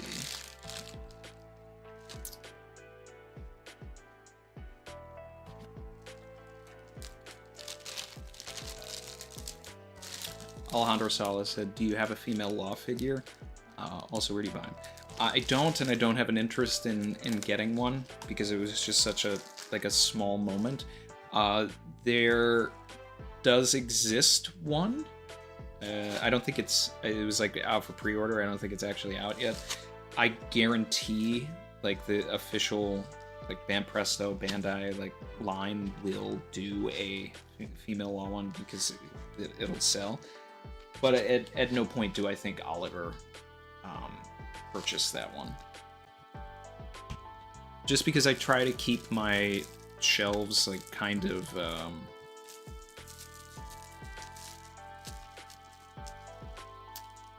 like I try to give them a little purpose. And if I was going to have a Law figure, I'd probably just have like regular Law. But that's just me.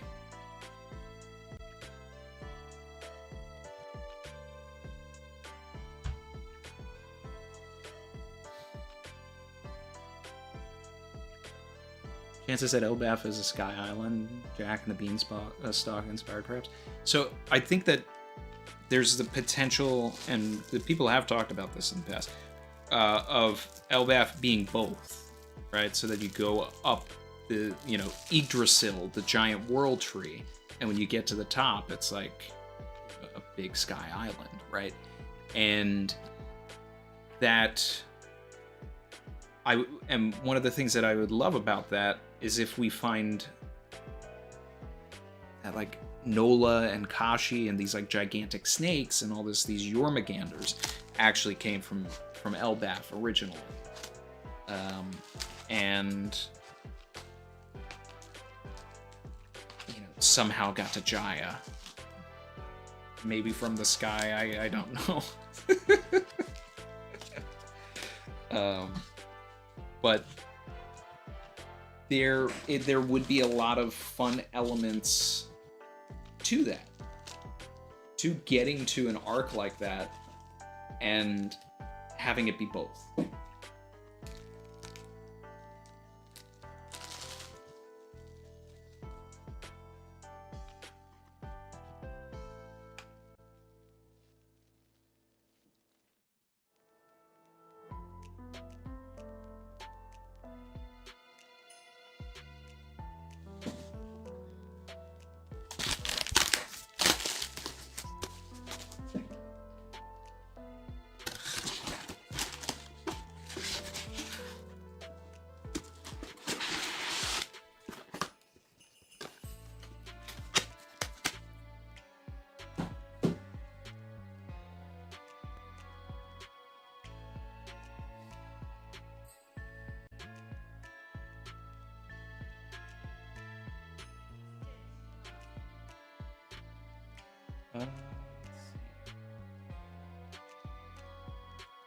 Did I watch Knights of the Zodiac yet? I did not.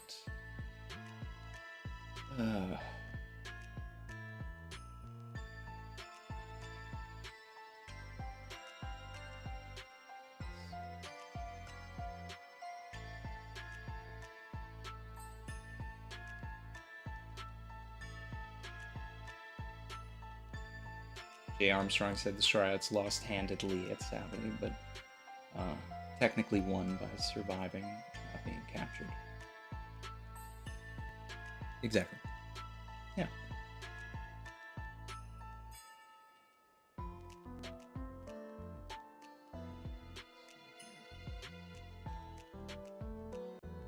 World Teller said Kuzan could freeze Garp like Saul to save him covertly. So I've talked about this. That was like, and even before Kuzan appeared on Hachinosu in the first place, because I've been preaching the possibility of a Snape kills Dumbledore situation where we've already had it established now that Kuzan's like time capsules you can thaw from, right? So if we see Kuzan freeze Garp, that could be part of a secret plan. Like, hey, this is the part where I freeze you, and then, you know, you get out of here. But if Blackbeard shows up and double taps with the Gura and breaks the ice, and that's not part of the plan, like that's my secret desire for it. Like, it's dark and everything, but we get Kuzan like that's not why I froze him. Oh my god.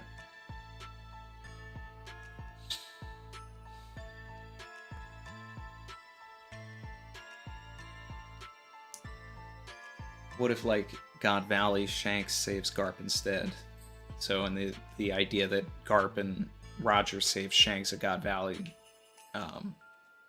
he comes back to repay the favor. There's an interesting element to that, but I don't necessarily want Shanks involved in this. I don't think that he needs to get involved in this, because then it feels too much like Marineford, right? Especially with Kobe being there. Like, the way you would want to replay that moment would be like Kobe saving Shanks in some way, right? Or getting in front of, you know, blocking an attack that was going for Shanks. Like, returning the favor, inverting it, flipping it, parallel. Shanks showing up is just the same thing. Unless you do get that Kobe thing, then it pays off. Then, you know, Kobe gas, all of that, and that's, you know, that's part of the fun. Alejandro, if they catch Garp, will they try to get the bounty? It is 3 billion. I mean, probably. It's a great way to tie the cross scale together. It's a great plot relevant element for just having this system in the first place. Do they have 3 billion to go? I don't know. But hey, you know. And then Savage. you know, I was talking about it with someone yesterday at the concert. They brought up the, you know, crocodile had come up in conversation. I was talking about the Seraphim crocodile, you know, having Ivankov's fruit, like we talked about. And then they said, you know, what about Doc Q, right? We wanted to get some sort of like a female croc. And talking about that, like, if we tie Blackbeard to the Cross Guild or something, then Doc Q could use the attack that he used on Law, on Crocodile. You get female Crocodile, and then that is just the, you know, the joke is done. And I thought that was interesting, and I hadn't actually thought about that.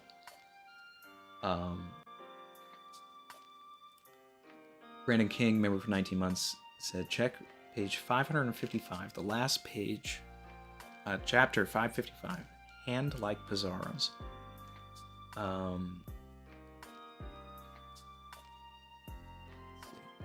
Davon, aka Schoolboy Beat, said it would be Oda inverse instead of stopping a war. Shanks starts one. Okay. Interesting. Chapter 555. You loyal. Impel Down, or the start of the war? Or are we mid-war by the time we're doing that? Let's see. I'm gonna go look at this.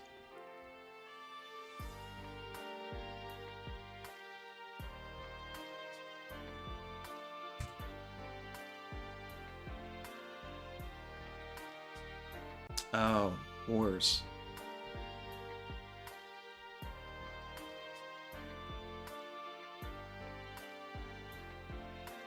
It's not exactly it, but I see the parallel, Brandon. I see it. Especially with everything else in play. But this, you know what this actually does feed? You know why I do like this, Brandon? Is because Moria is in this panel. And this is Moria attacking Oars while he's doing the hand thing. So if Moria is on Hachinosu and gets involved in this way, then it's kind of a callback to this as well, which is a really weird thing for Oda to call back to, but this is really interesting. So what happens at the last page of chapter 555? It's Oars reaching out for Ace, but it's Moria stabbing Oars before he can actually reach Ace, and he doesn't make it to the execution platform.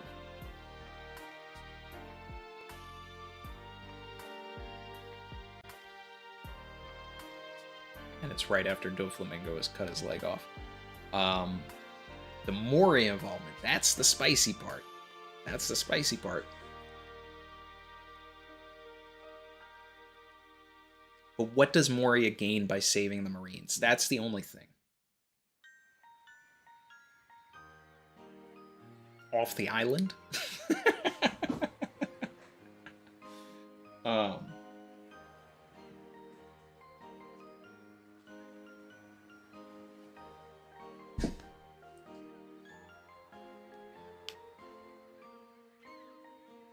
Repay his debt to Kobe. Is he that honorable?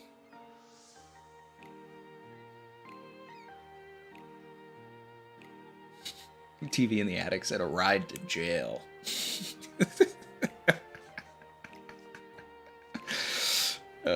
Yeah, exactly.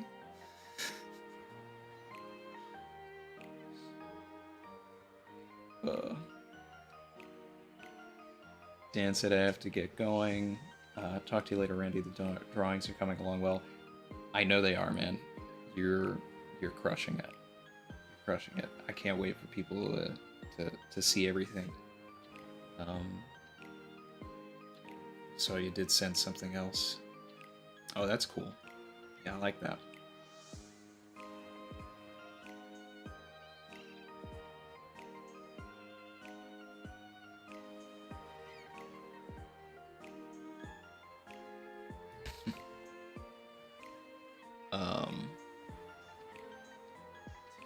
They killed Absalom. Yeah. So it's not necessarily that he's trying to help the Marines. It just seems like their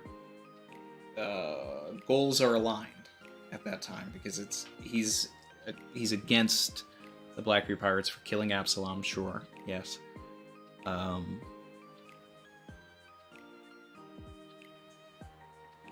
he's also kind of a coward. So I think I would want to, before Moria acts, I would want to see a scene of him making that decision to act. And I am afraid that Oda would omit that part. But I would love a thing where we see Moria and Perona, and it's like they're on a boat or something, or like they're at the edge of the island, and they're about to get into like a dinghy or a boat or something, and they're just getting off. And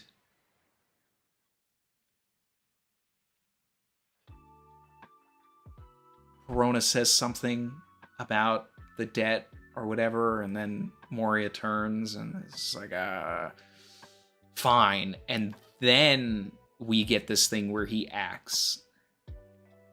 But in that situation too, the more powerful thing is if he does that, then Moria also dying or something, you know, or getting really badly injured because he made a decision. Because it's like, he has to make a choice, but then he has to have a consequence for that choice. But if Oda just skips the choice completely and just goes into the action of it, then it's just oh wow, look, Moria, he did this, and it's just more powerful when you have the choice.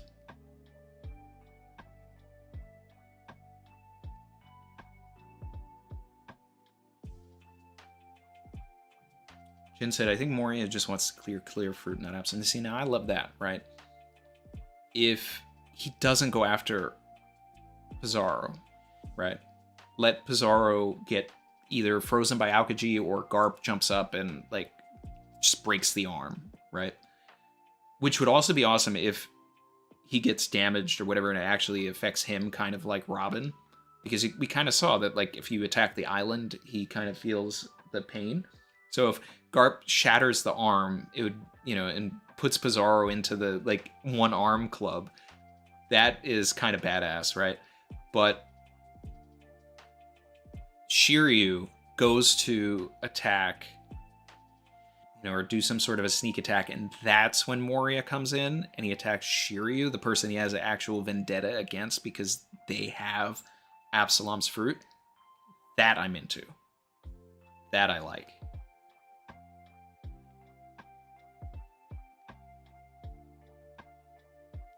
Ooh, Brandon, damn.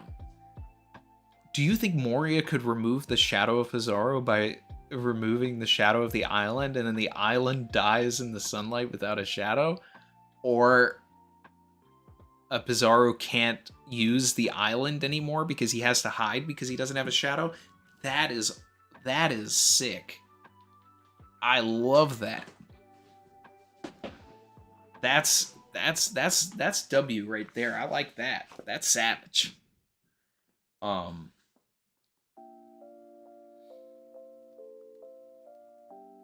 like that. That would be so cool. That would be like the best Moria moment ever. Seb with the sweaty buggies. Like, yeah, exactly. Whoo.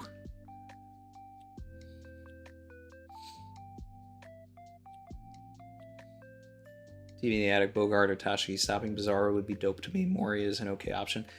Tashiki doing it is kind of interesting if she can, like, kind of show that she's kind of a little bit on Zoro's level at this point. It'd be like spiritually matching him in Dressrosa.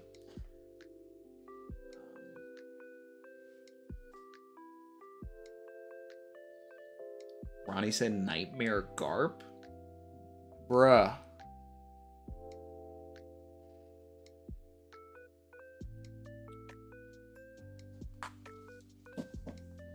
I mean, that's like, that sounds so fan fiction-y, but I want it. Nightmare Garp? Yo. Moria comes in and just steals all of the rando pirates' shadows and then puts them in Garp.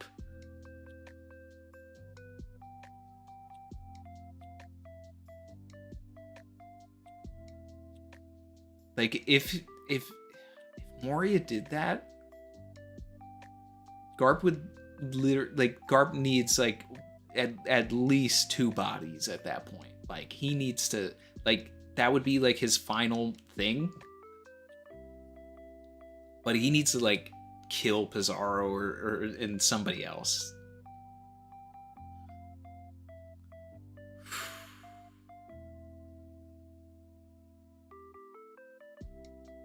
Corona depresses Pizarro Island.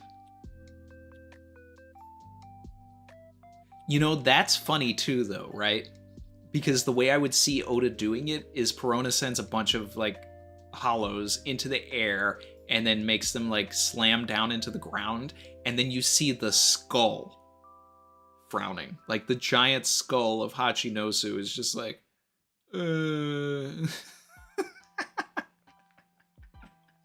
Like, that's the Oda way of doing it, right? If he becomes negative, Oda shows it to us through the giant skull on Hachinosu. Oh man, we are like we are cooking today, guys. Like, all of these ideas are actually a lot of fun.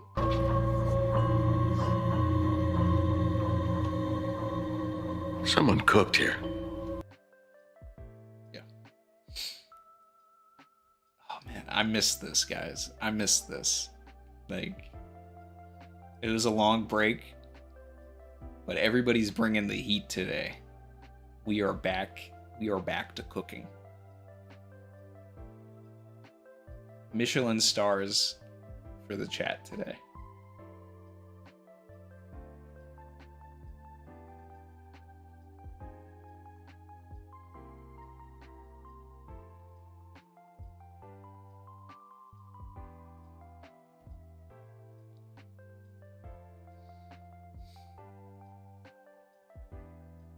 Yours creates a clay path back to the ship.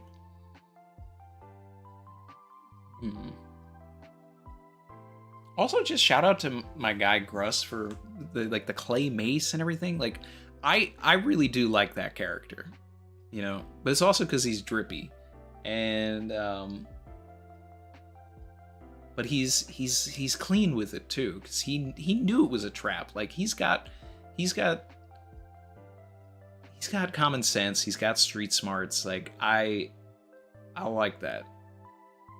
He's got a look at me attitude, which is funny, but like underneath all of that, like dude is really out there for the right reasons. And I love Oda platforming him and putting him in that panel with Garp and Kobe and Helmeppo, and like just like this guy he's that guy.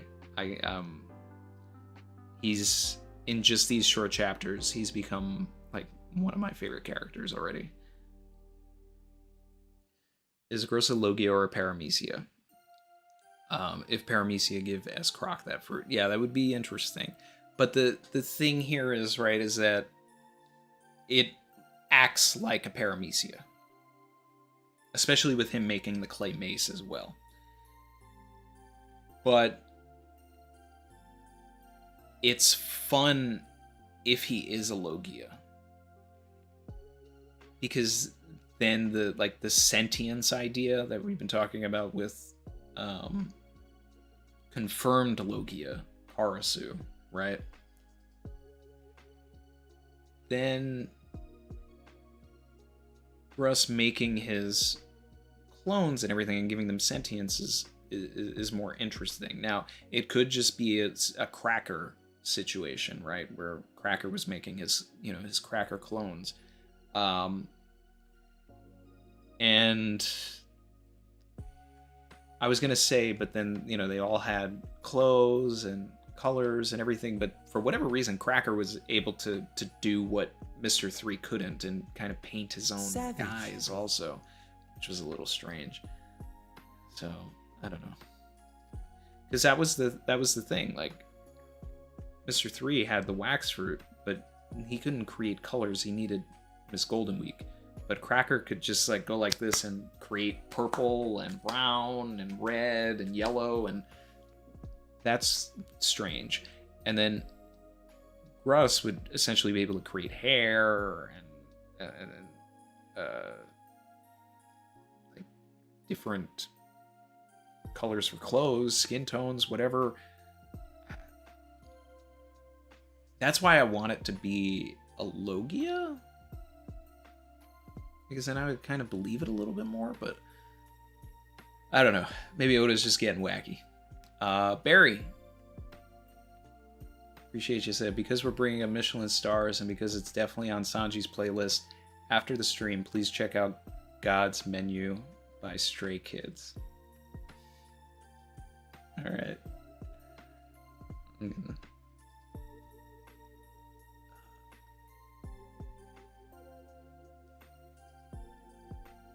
save that so I can check it out afterwards.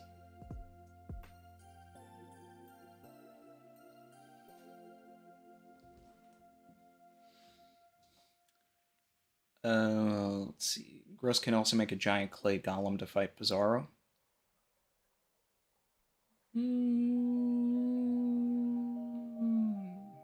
It's interesting.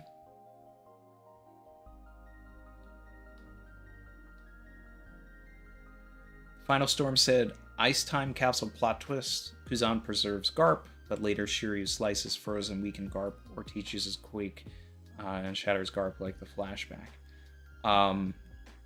So that's been my prevailing theory, like and twist for all of it for a while.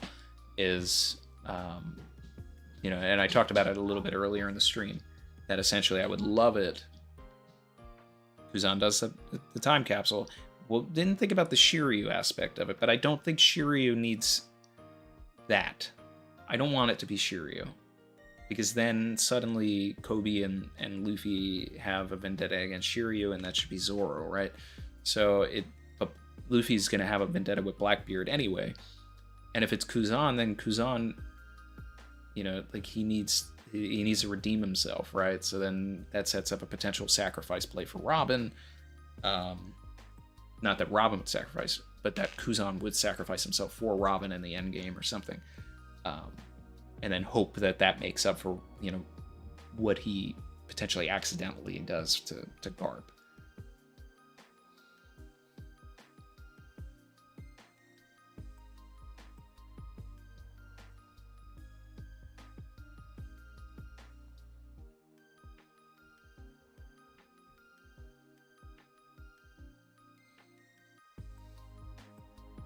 Jin says they miss Miss Golden Week. Her power is OP.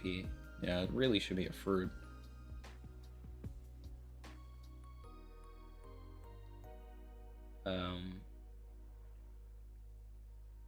Brennan said also, Randy, do you think Garp's line asking Aokiji to find another Navy instructor implies he was referring to Zephyr? Do you think he'll be mentioned or shown in these Navy flashbacks? Maybe?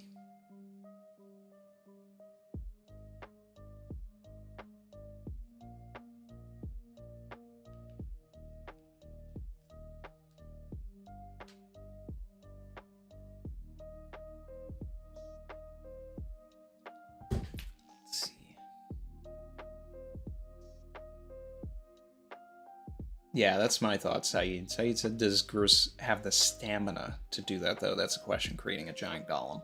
That's a tall order. But I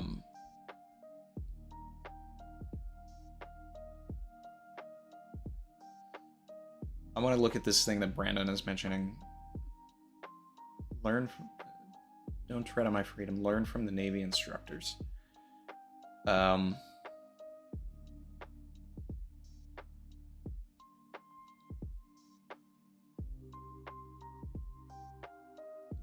That could refer to Zephyr, I mean, technically, but I mean, it could refer to just about anybody.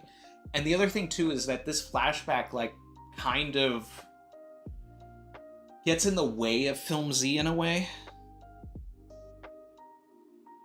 Because that's what Film Z was trying to do, was trying to set up Kuzan as, like, a protege of Zephyr in a way.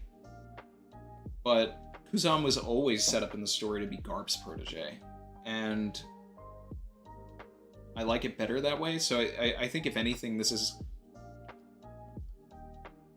kind of putting Z further into like a filler territory, and granted it's legitimately one of, if not my favorite movie, because of the levels and the layers to it all, but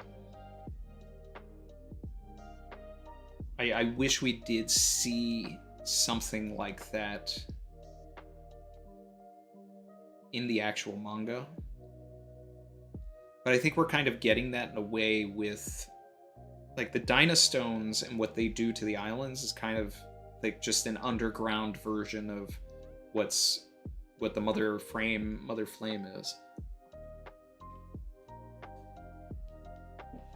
Barry said, oh, Zephyr. I thought I heard Zeph and got super confused. Jen said, could be that Zephyr trained Hachinosu. See, now that's what I like. I like that, because it's like, have Zephyr be like the bad trainer, you know, like the person who puts someone down the wrong path.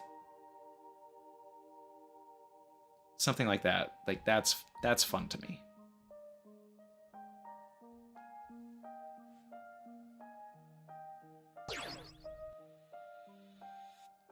Shout out to Maxwell for the sub. If you like Maxwell, like, comment, subscribe if you are feeling the vibe. I'm gonna start wrapping things up here. But I've been loving the stream. I've been loving everything we've been cooking. The analysis is gonna be fun. Let's see. Axel said, "Hey Randy, is the poneglyph or Pieces of Joy by Theory you did with another YouTuber on your channel?" It's still being worked on. So I had channel artist Dan DiCarlo draw like what I envisioned it to be. I just got that drawing back, so I'm going to record it, and hopefully sometime, like, you know, probably by my goal would be like by the next break, you know, when Oda takes a break, because I don't want the video to get lost. You know, so like in 3 chapters, hopefully I'll have it done. Don't want to overpromise and under-deliver. You know, I did want to get it out before this, but hey. Let's see. Ronnie said, please save my 2 Rex. So I have the Chestnut recommendation. I'm going to watch that when I end the stream. I'm going to watch it. And then, because I have it up in a tab. So that's what I'm going to do after this. And I think I missed the second one. What? Chin said a Chainsaw Man reading reactions coming back. Yeah, I do want to get back into that. So we've been doing the members only Chainsaw Man reads. And that's been fun. Prediction summary for 1088. Well, we're going to still be on Hachinosu. We're going to... You loyal. See who's going to get involved with what's happening with Pizarro. He's not going to destroy that ship. And I think we're going to get more... I want to know what the favor was. I'm hoping that we get more Kuzan and Garp lore. Yeah. But I'll have a more in-depth idea of all of it in the analysis. It's going to sit a little bit and get into that. Kaki09, member for 2 months, said thanks for the great stream as always. Appreciate you. And I'm going to run, guys. But thank you so much, seriously, for everything. You know, I had fun, you know, talking about the strike in the chapter as well. Not that it's something fun to talk about, but you know, just getting it out there. And we're back. We're back. One Piece is back. The analysis will be out, you know, hopefully tomorrow, if not by Tuesday. And then, so be on the lookout for that. I'll have more organized thoughts. And shout out to the Savage Pirates, Savage crew. I appreciate you guys. I'm glad to be back with you. I know we didn't do a stream last week. You know, we had the Reverie. So that was like the big thing anyway.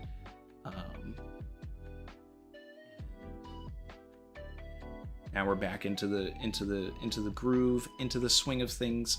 Regular content returns. Appreciate all of you, and catch you later.